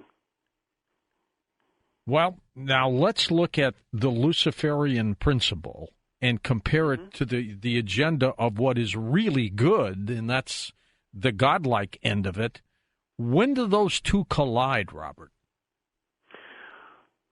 Because they're going to eventually.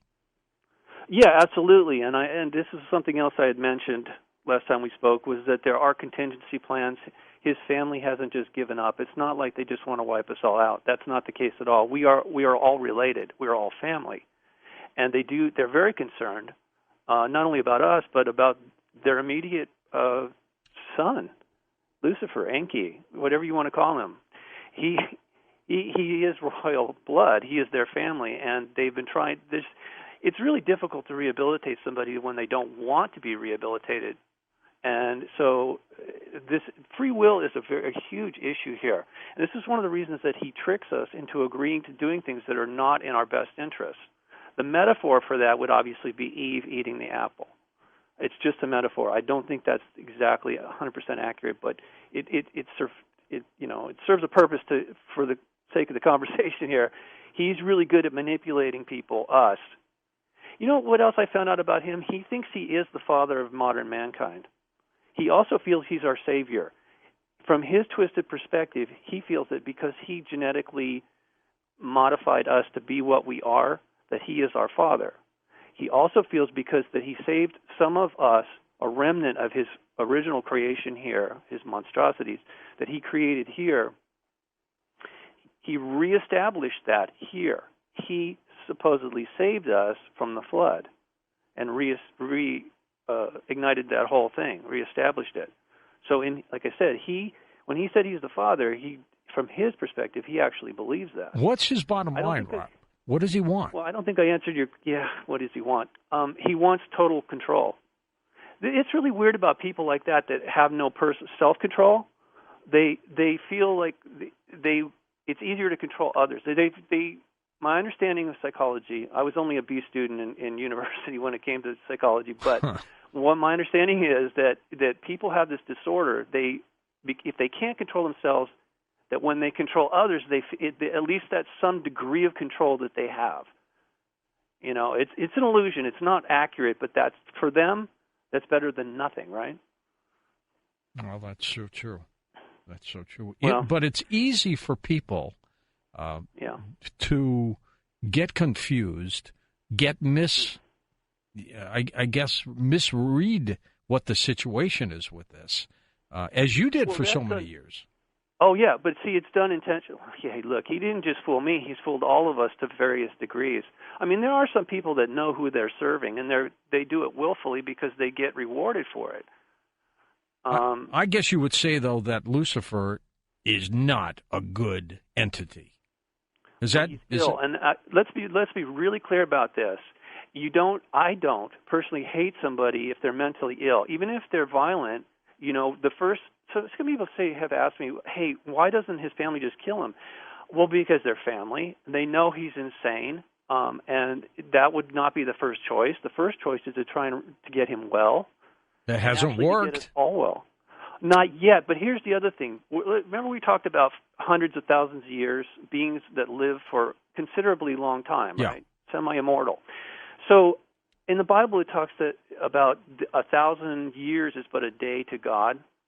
And I know that's not accurate, but it's just, again, this is a metaphor. We have to start thinking on a much larger time scale. I know it's difficult for us because our lives have been so shortened artificially, and our minds have been so controlled artificially. Mm-hmm. So, but these beings can live a very, very long time, and they do not suffer from amnesia every time that they physically pass over either. So they have complete recall of who they are and have been, or who they have been for various lifetimes, and it's not difficult for them to have what we would consider really long-term planning.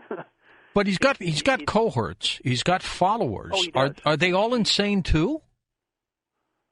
Unfortunately, yes. And this is what I was saying about finding proof. This is called mass hysteria. On a one-to-one level, they've actually, look, the mental health profession knows this. They know that they can find no physical cause for one person actually causing another person to becoming psychotic. But they see it. They've observed it under clinical conditions, so they know that there's a way that we transfer this, but they can't identify it.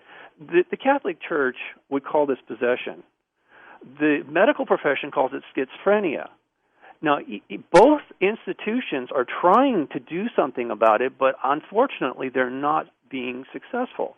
So if we can't fix it here accurately, you got to understand that there's efforts going on behind the scenes by these divine beings, the ones that are still divine, that are uninfected.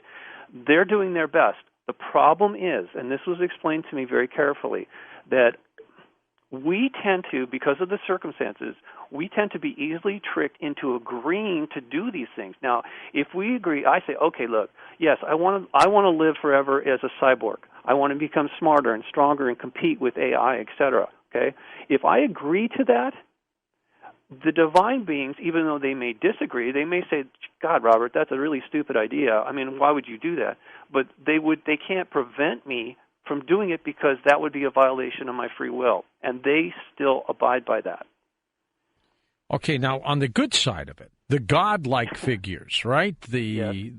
What's happening on that end? I mean, is there a battle going on? I mean, how long is this going to continue? Yeah, well, until it's resolved.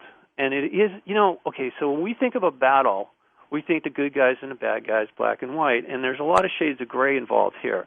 The good guys do not operate in the same way. They don't just go around killing people and blowing things up. That's not how they do it. It's very different. It's a lot of times it's really subtle, and they also have to get our approval. Like I was just describing. So it's a lot more strategic. I feel it's a lot more subtle, but it's a lot more powerful and effective in the long run.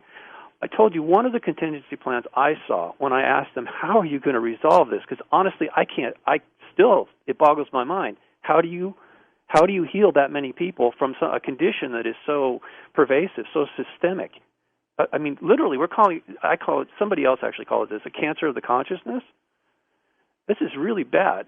So what I was shown was that there was a wave of energy that would wash over the planet sometime in the future. And it turns out there's actually a few people that have seen this coming. I don't know when it's going to happen, but I am very confident that what I saw in my mind's eye was that this actually could happen sometime in the future, that as this energy wave passes over us, that our DNA would, instead of being so shut down, that it would suddenly be fully active. I mean, somebody said that we're like meat modem.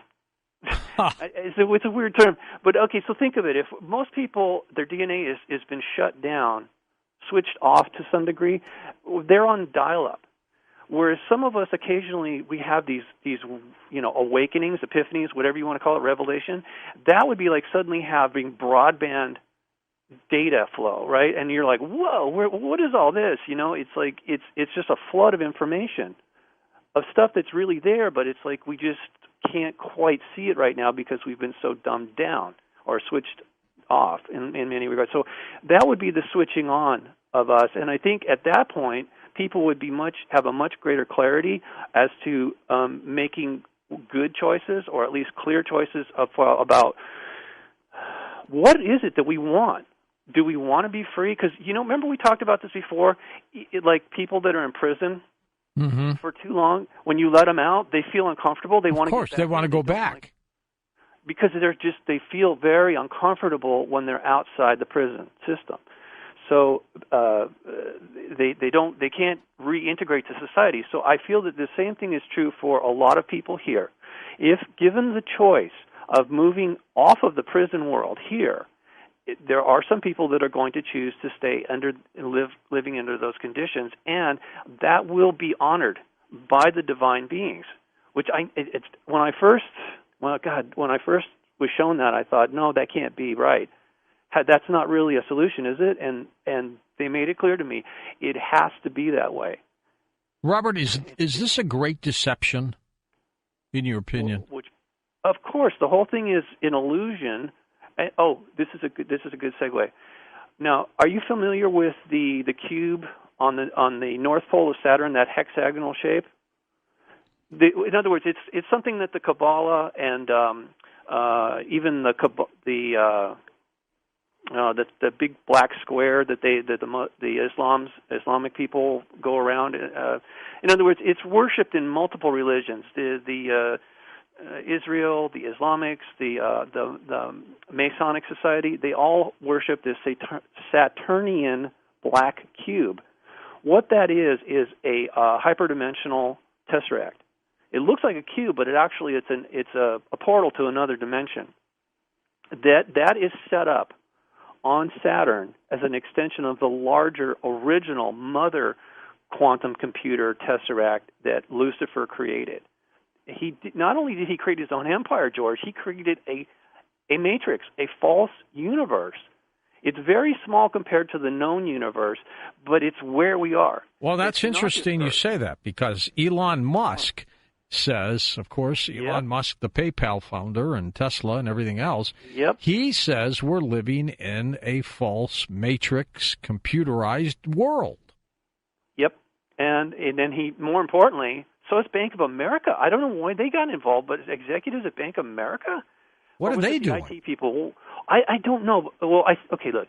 What I feel is happening is that people are exponentially waking up, in part because of shows like this, through the internet, despite all its deficiencies. The fact that we're having open conversations about this is having a change. Also, there was a shift in the energy/consciousness of this planet between 1987 and 2012. Everybody that went through that and is now on the other side of it is far more awake and alert than previously. So we're in this is a whole new ballgame we're in right now. And honestly, I feel the tipping point is coming. As far as consciousness is concerned, we are, if we haven't already made it there, I think we're very close to a tipping point where there is no return. There's just no way you can put the genie back in the bottle. I mean, look at the approval ratings of the media. People see through it now. They're tired of being lied to, right? Oh, absolutely. I mean, in record numbers. Except with us, of course. We look for the truth. Well, right, and that's the thing. People are not so easily fooled, and I think it's because there has been a huge shift in individual as well as collective consciousness, and I mean shifting towards an awakeness, an awareness that hasn't been on this planet for a very long time. You have looked at things like new technologies, artificial intelligence, and you think all that plays a role in this deception, don't you? Oh, I'm sure it does. Yeah, it's unfortunate, too, because I actually enjoy technology. I think Me when too. used correctly, it's just another tool. I think it can be very helpful. But it is, unfortunately, something that we have to be extremely careful about, because this is part of and parcel of Lucifer's, not only his empire, but his agenda for us. Now, I have a really important web page on my website. I really appreciate it if people would just go check it out. You could spend a few minutes, a few hours, a few days. You could probably spend even longer if you wanted to, but please go to my article section at unicusmagazine.com. Click on Technocide. And on that page, there's literally books and articles and everything. It explains it very clearly how AI is designed to control us. That's the only reason that it's being introduced now. It's ancient. It was brought here, and it's not something we created. It has the ability to go interdimensional too, which is kind of weird. Arthur C. Clarke knew this.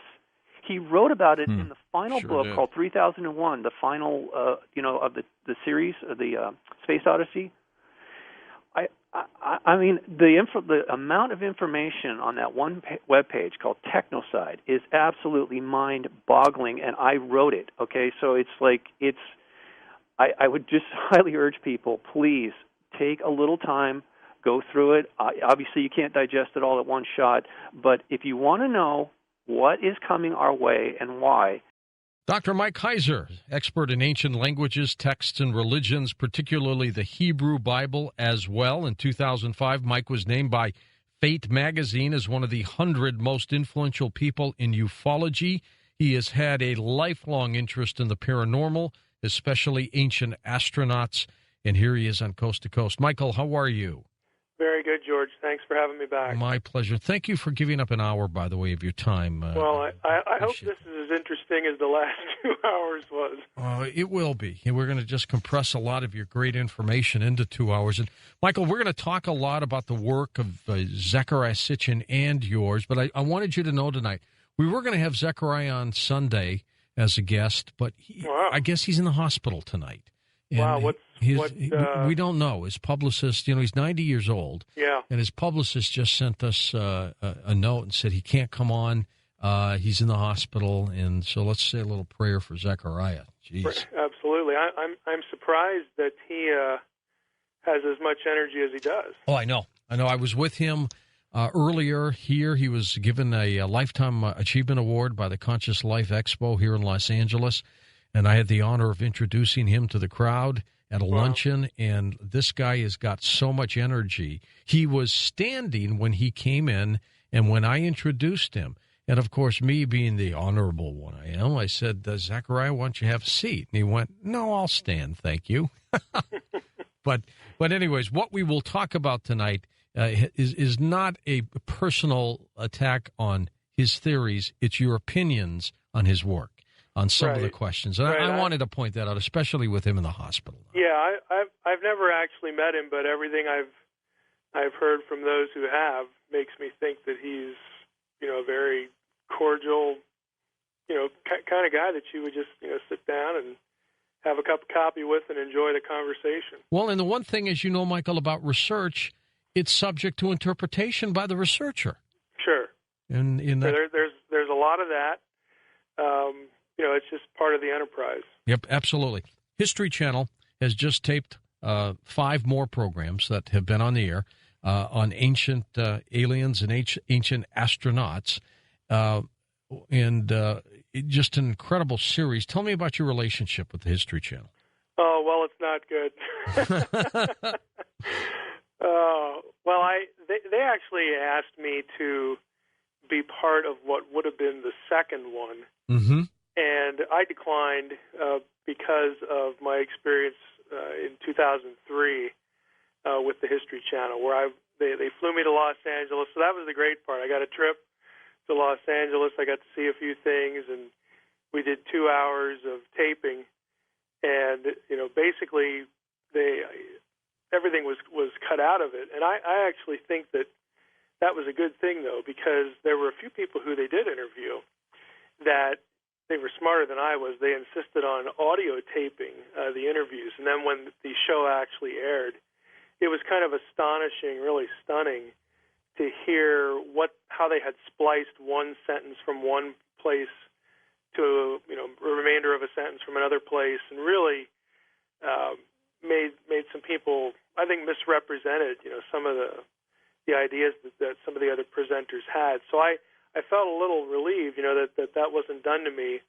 But at the same time, it was pretty clear, that they had an agenda, in what they were doing, and that's fine. I just wish they would have said that up front. I would expect there to be an agenda because somebody's putting up the money to do this, taking the time, and that's interesting. That. I was interviewed for it, and they used little snippets of me, but they were quick, short things, so they really didn't have much room to edit. Some of the results of the 2003, and I don't know anything about the 2000, this recent one, but back then, boy, it was the sort of the classic hack job, with some people. I mean, in my case, it wasn't because they just didn't want my view in the show, which again is their prerogative. But it was really a learning experience for me, so I declined this time. Okay, well, tell us your views, Michael. Lots of new listeners to Coast to Coast. I'm talking about tens of thousands of new people added to our ever-growing family here who are just beginning to hear about you. Well, tell us your views on this. Well, I sort of got drawn into this in 2001 after I wrote a novel called The Facade, and it had nothing to do with Zechariah Sitchin. I had not heard of him. I had heard of Eric von Daniken at the time, and then I was on Coast to Coast once, and I got some questions about this, and then also just prior to that, and so I started looking at Zechariah Sitchin, and at first I thought I'd found a kindred spirit because this was, by the biographical description, someone who was into ancient Near Eastern studies and also into this sort of thing. It turned out, what I sort of read when I got his books. I got the first 2 books and read them. It didn't sort of match what my own expectation was, and so I was constantly asked, to comment on this, and so I disagree on a number of issues with Zechariah Sitchin. I don't I don't look at some of the passages in the Bible and some of the Mesopotamian texts the way he does, as far as the idea of them presenting evidence for alien visitation and things like that. But I actually view it as a separate issue from the bigger question of, could there be extraterrestrials? Could they, have come here? Could they come here at some point? I mean, all those to me are separate issues, and they're not really revolving around, this particular issue or this particular person. So I disagreed with him on the basis of sometimes grammar, sometimes translation. I think our biggest, our sharpest disagreements are he has certain really key ideas that he asserts from Mesopotamian tablets. And if you actually go look, for instance, if you look for all the occurrences of Anunnaki, which anyone listening here can do online, all this stuff is online now. It wasn't back in 2003, but now you can look. And some of the things he says about the Anunnaki just aren't there. And so that becomes a real sharp point of contention when I say, look, it's not a translation issue. It's an issue of is it there or not? And it's not that he's really making it up. What he's doing is he's reading the story, and then he's assigning sort of a narrative over top of it, if that makes any sense. It's like if I read Tom Sawyer, and then for the characters in Tom Sawyer and the places and the events, I sort of put a narrative over that, sort of an interpretive web over that. That's really what he's doing. I mean, he's a smart guy. He's not just, I'm here to sort of make things up and fabricate things and all that sort of thing. It's really sort of a merging of his story that he's imagining on, some of these texts, and it's almost like an allegory, but of course he doesn't view it as an allegory. Well, in my discussions with him, ongoing, I think he actually believes what he's been able to interpret. Yeah, I would agree. I think he's completely sincere, and he really feels that he's latched on to something here and really believes it. I've actually heard a number of fairly, what's the word I'm looking for? Some of them have been pretty nasty things said about him by other researchers and even other talk show hosts, sort of off the record. And I call them the internet haters. Yeah, they're out there. I'm just not buying that. I've heard really weird things too about how he's a reptilian and he's part of this. No, I don't think he's a reptilian. Yeah, come on. Though I did trip over his tail at the event. Yeah, it's just really strange. I mean, I like him. I have a lot of respect for him. He's 90 years old. He and I have developed a interesting relationship. He feels very comfortable with me. When I first started doing this program, he wasn't sure if he wanted to do it, and now he insists. He had retired from doing any radio shows. But he's got another workout, which we'll talk about when he gets better. Right. And he insisted. He said, "No, I have to come on Coast to Coast with George. I want to." And somebody was like, "Well, what about this other show?" And his publisher would talk to him. He went, "No." I like his theories. When I picked up the 12th Planet, his first in a series of books on the Earth Chronicles, I was mesmerized by it.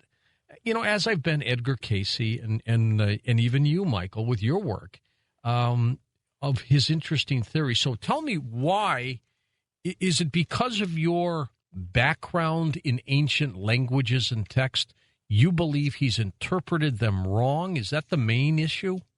Well, I think really the main issue with me is that, let me give you an illustration. There are certain key ideas. And let me do a quick overview for people on what Sitchin believes. He believes that there's another planet in our solar system, comes around every 3,600 years.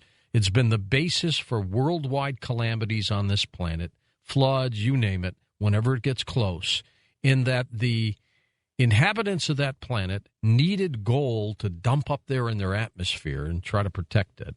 And they came here. He called them the Anunnaki. And they came to this planet originally to mine gold they realized that they didn't want to do it anymore. There's too much manual labor, so they genetically altered the species that was on the planet at the time, and they became us, human beings. And that's his theory. And then there were wars. They fought. They left, and here we are. We were left here. That's a nutshell of his theory. Now go ahead, Michael. Yeah, let's take the Anunnaki for example. I mean, there are some really core ideas that he has. The idea that the Anunnaki came here by means of this route of the 12th planet, which in Sitchin's thinking is Nibiru. And so there's this connection between the Anunnaki and Nibiru. There's this 3,600-year cycle of Nibiru. So those are two ideas. And my fundamental problem is that if you actually go look up the Anunnaki, and I actually have a screen capture video of me doing this on my website. It's not exciting. It's Mike, going up to a website called the Electronic Text Corpus of Sumerian Literature, and there are hundreds of Sumerian texts, both in Sumerian transliteration and in English. And the video is of me putting in the Sumerian spelling for Anuna or Anunnaki. Okay. And then you get the results. And there's 180 occurrences of the Anunnaki in the Sumerian text. So it does come up. Oh, yeah. Okay, see, Jonathan Gray said a few weeks ago on the show he couldn't even find Anunnaki at all. Oh, that's crazy. Okay, okay. I mean, it's there a lot. And so what I ask readers or watchers to do of that video is, look, mimic the search, get the search, because every one of these you can click through to the English translation. And if you do that, you're not going to find any reference to the Anunnaki and connected with Nibiru ever. You're not going to find, if you do it for Nibiru, and I have another video of me looking up Nibiru in something called the Chicago Assyrian Dictionary, which is 20 or about 30 volumes. It's the leading Akkadian and Sumerian dictionary that's available in English. Okay. And the University of Chicago actually put it on the web for free. So it's of me looking up Nibiru, going through the pages. Again, it's boring stuff in terms of the excitement level. But the point is that, look, these are core ideas to this particular theory. And my big problem is I don't see it in the text. So it transcends a translation issue at those specific points. Well, sometimes it is a translation issue. Who were the Anunnaki? Who did they reference when they did mention 140 times the Anunnaki? Yeah, the Anunnaki are a group of gods, depending on what era and what Mesopotamian text you're talking about. They can either be a group of gods or a subgroup of the Sumerian pantheon. And they're doing all sorts of things. Usually it's kind of like the Old Testament or the Psalms. They're pictured in the divine throne room having conversations or praising Marduk or, rendering some decision. Your typical sort of pantheon kind of job description. So a lot of them are like that. Sometimes they do more specific things, like with the creation of man. The Anunnaki actually, in Enuma Elish and some of these other creation texts, the Anunnaki actually aren't the ones creating humanity, but they're there, and they're sort of like consulted by Marduk. Marduk says, well, I'm going to do this, that, and the other thing, and so there's a deity that's slain, and then they collect the clay from the earth and the blood of the god, and they make human beings. The Anunnaki aren't doing that, but they're there, sort of watching. Do you think they were real or some kind of myth of Sumerian? I believe that I'll call it the unseen world. I do believe there's an unseen world, and there are spiritual beings that inhabit the unseen world. And ancient people, and the Bible is the same way. We assign terms to them to describe what it is that we imagine they do, maybe even what they would look like if they were material. And so in one sense, yeah, I think they're real. Whether the descriptions, I mean, how would we ever know, George? I mean, what really goes on in the unseen world? But if they're given descriptions and they're intelligent entities, they're real entities, they must have something to do, they must do something. And so, the ancient people are just like we are. We're trying to describe what we think's going on. Well, if I were on this planet a long time ago and beings came down from somewhere, in my feeble little brain, I would have considered them as gods too. Oh yeah, if you have I think frankly, it's we sort of imagine the ancient person thinking that way. I think in modern times, if we ever saw something like that happen, we would sort of think of it in the same way. We might even use words like gods, because they're not. All God really is in the ancient world is somebody who's not human. It transcends humanity, that sort of thing. Right. My big gripe, is not, again, the idea that could there be extraterrestrials. We've had. You believe that's very possible. Oh yeah, I believe it's very possible. I don't have any theological problem with it. I think it would be. I think it would really be fascinating. It's one of those things that you kind of hope that in your lifetime, something along those lines gets settled, because it would just be so interesting. Do you think we've been visited? My honest answer is I don't know, because I can't claim omniscience. I would like there to be something really concrete, something that would be, really past the bar of testable science, before I would really think, this is something that has happened. I don't see anything out there like that. I see some things that are suggestive, but I don't really see anything specifically like that, either in the Bible or any of these other ancient texts. Okay. I think there are good explanations for a lot of it, and sometimes, again, it's an allegorizing of the text when the details aren't actually there. Sometimes it's a translation issue. So the concept that there could be intelligent life elsewhere, I think most people are open to that, regardless of where they're at in other things associated with and it's their world. Growing. Yeah, I don't think that you're going to trend away from that. I would be astonished if that ever happened. So I think most people are open to that. I'm certainly open to that, but I don't accept Sitchin's theories for some of these reasons. Again, I need to see it in the text. If you're going to say that the Sumerian or whatever text says this or has this story, I want you to show me the line in the cuneiform text. I want the chapter and the verse, so to speak. Well, I would love to have had you and him in a room together with all the texts out there and have him point them out and you say yes or no.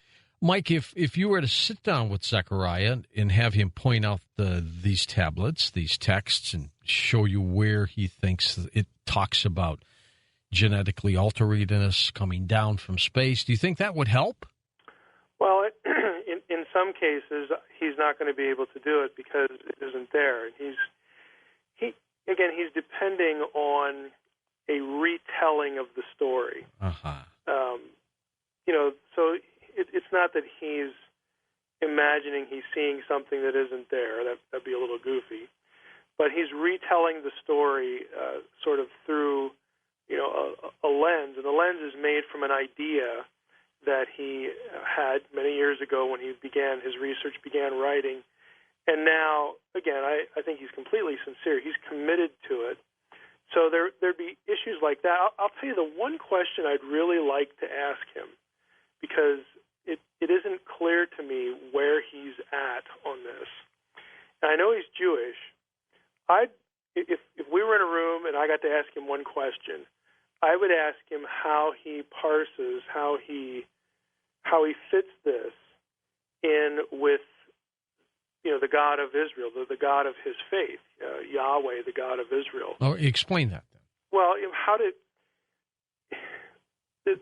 the Jewish Bible, the Old Testament, is very clear. It's very firm that Yahweh, the God of Israel, the God of the Bible, is an uncreated being. It's one of those fundamental ideas. Always was, always will. Right. Okay. It's a very fundamental idea in the Jewish scriptures.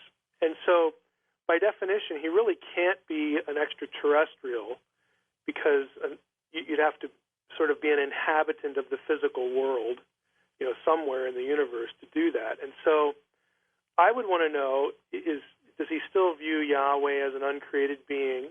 Okay. Or is Yahweh sort of a player in this story that he's articulating in his books? And I sense a little bit of tension in his writings on that, but I don't really see sort of a clear, where he comes out on that. So that would be my one question to him. Now, are you saying? Let's rule some things out first. Are you saying, one, that extraterrestrials from another planet in our solar system did not come down to this planet and genetically alter us? Right. I don't believe that's the case. All right. Did extraterrestrials come to this planet at all based on his interpretations? Does he have any, in your opinion, does he have any credence to that? Well, no, I don't think that he's put up any real evidence for that, and I don't think anybody else has either. Again, there are items that you look at in an ancient text, or you have some archaeological anomaly, and it's easy for us because we've been thinking, in our technological society, our scientifically oriented society. Plus, we know what space travel is now. It's easy for us to sort of assign that possibility to that artifact or to that description in a text. But the fact that we can assign that to it and we can entertain that thought doesn't make it so.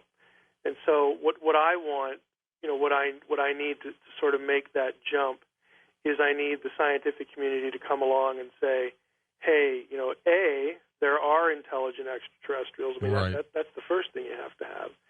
And then B, we think we have actual scientific evidence here that they have come here, regardless of what time it is. I mean, that would be nice to throw that in there too. But I mean, fundamentally, that's what I need. Philosophically, again, I'm open to there being intelligent extraterrestrials. And so if I'm open to that, then I need to be open to the other thing as well. Well, if they are out there, they could have come here. Well, sure, they could have. I would just like to, I'd like to have something, somebody in the scientific a little more nail that there. down. All right. Did anything, in your opinion, Michael, did anything happen? I mean, because you don't believe Sitchin's theory. I mean, did anything happen? Well, I think that, again, I think there is an unseen world. I think that there are, again, we use the word gods, and, religious texts use a whole bunch of different words: gods, angels, demons, critters, Rahab, Leviathan, chaos monsters like Tiamat, and all this kind of stuff. There's a whole wide vocabulary for the beings that the ancient person believed inhabited the unseen world, and I think there's an unseen world too. So yeah, I think things happened. I think that world is active. I think it does interact with humanity. It's not extraterrestrial by definition. Now, if we find out that there are extraterrestrials, and if we found out that they had actually come here, then we would sort of have to reprocess, what some of these texts are saying, and that's really where Sitchin's at. He has made that jump, and so he's reprocessing the text in light of that belief that he has. It's really that simple. Again, he's retelling the story based upon a different trajectory. He's looking at it from a different angle, and he's informed again by the view that he holds. So he's retelling the story that's in these texts, and since I'm not there, I'm not embracing the story, and I'm not retelling it the same way. I would just say, look, there's an unseen world. That's what these texts describe.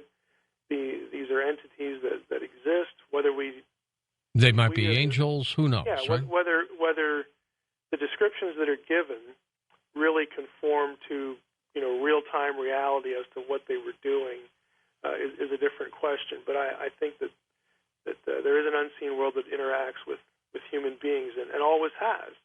So there's antiquity there too. Okay. Well, you agree to disagree, but you do both believe that something very unusual has been going on.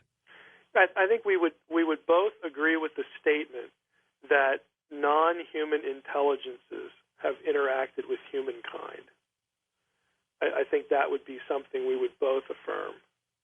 Now, we're going to define what a non-human intelligence is in a different way. He's going to say extraterrestrial. I'm going to say it's not from another planet. You know, I'm sort of like the Jacques Vallée person here, that they're from here. Yeah. Wherever here is. And again, we have to use... And whatever here is. Yeah, we have to use these geographical terms because we're creatures of time and we're creatures of a terrestrial existence. And so we have to use words like directions, north, south, east, west. We have to, use words like this side and that side of reality, this universe and that universe. What else are we going to do? I mean, we can't invent vocabulary that has no correspondence to our own reality. So we use these terms to do the best job we can. Dr. Barry Downing also is a believer of biblical visitations. So I would assume he'd be closer to Sitchin's theories than yours. Do you agree? Yes, that would be correct, yes. What do you think of his work? I actually think in terms of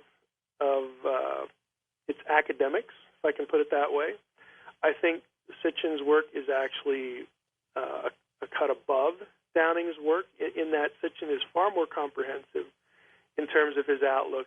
A more detailed researcher. Right. It's more detailed. He interacts with more things. Sitchin tries to bring in more things on a far wider scale than Barry Downing does. Because we're talking about the Bible, give me your take. You've looked at this, the first chapter of Ezekiel, where I got to tell you, to me, sounds like a spaceship. Well, it would, again, because that's the way we're parsing. I actually, personally, I think this is one of the easier passages to explain because we get lucky in this one. We actually know what Ezekiel saw. And the reason we know is because Ezekiel's in Babylon. If you read the first chapter of Ezekiel, he's sitting there in Babylon, and he has this vision. And all the elements of his vision, when he's seeing, and he calls it a throne. There's a throne on a platform, and on the throne there's one, a human-looking being. From the waist up, of course, it's just luminous light and all this kind of stuff. And there are cherubim underneath the throne with their wings touching. All this whole stock description, every part of it conforms to Babylonian sculpture and iconography for divine thrones. And there are dozens of examples of divine thrones from that period, from that place, that we can look at and see, well, that's exactly what Ezekiel's describing. I have some of these on my website. So in that case, we get lucky. What he's describing is not a flying craft like we would think of in terms of a UFO or something like that. It is a throne, and back then thrones did have wheels.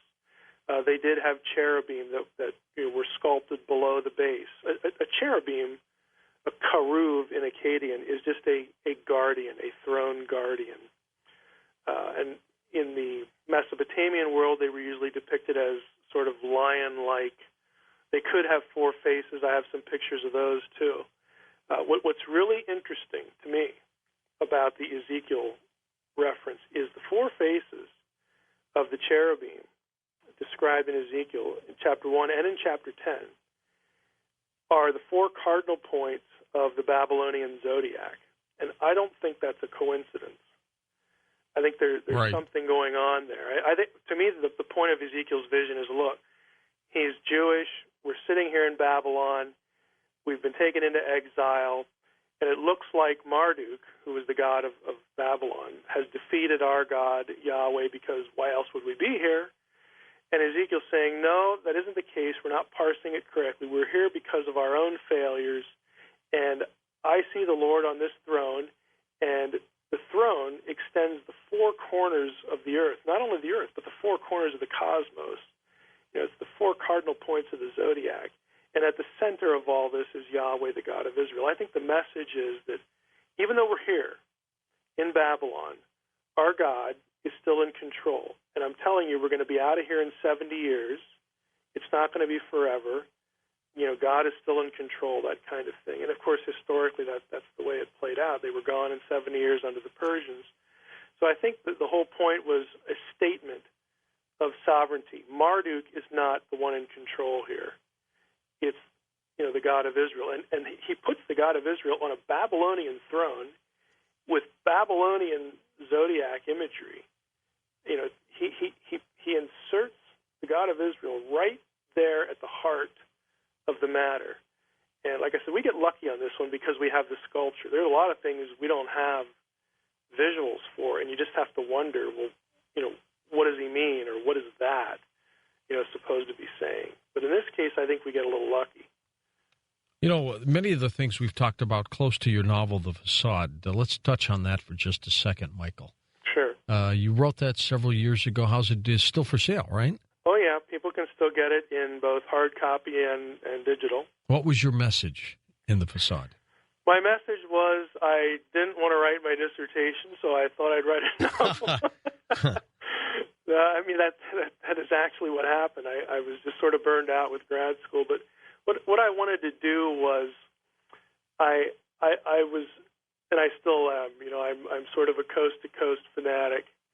And I spent 10 years total in graduate school listening to talk radio, and probably 7 or 8 of those, the last 7 or 8, were coast to coast, and it just drew me into so many subjects. And I had a lifelong interest in a number of these things, and I thought, my field is ancient texts and ancient languages and biblical theology, and there are so many connection points here, and all these subjects really are asking big picture questions.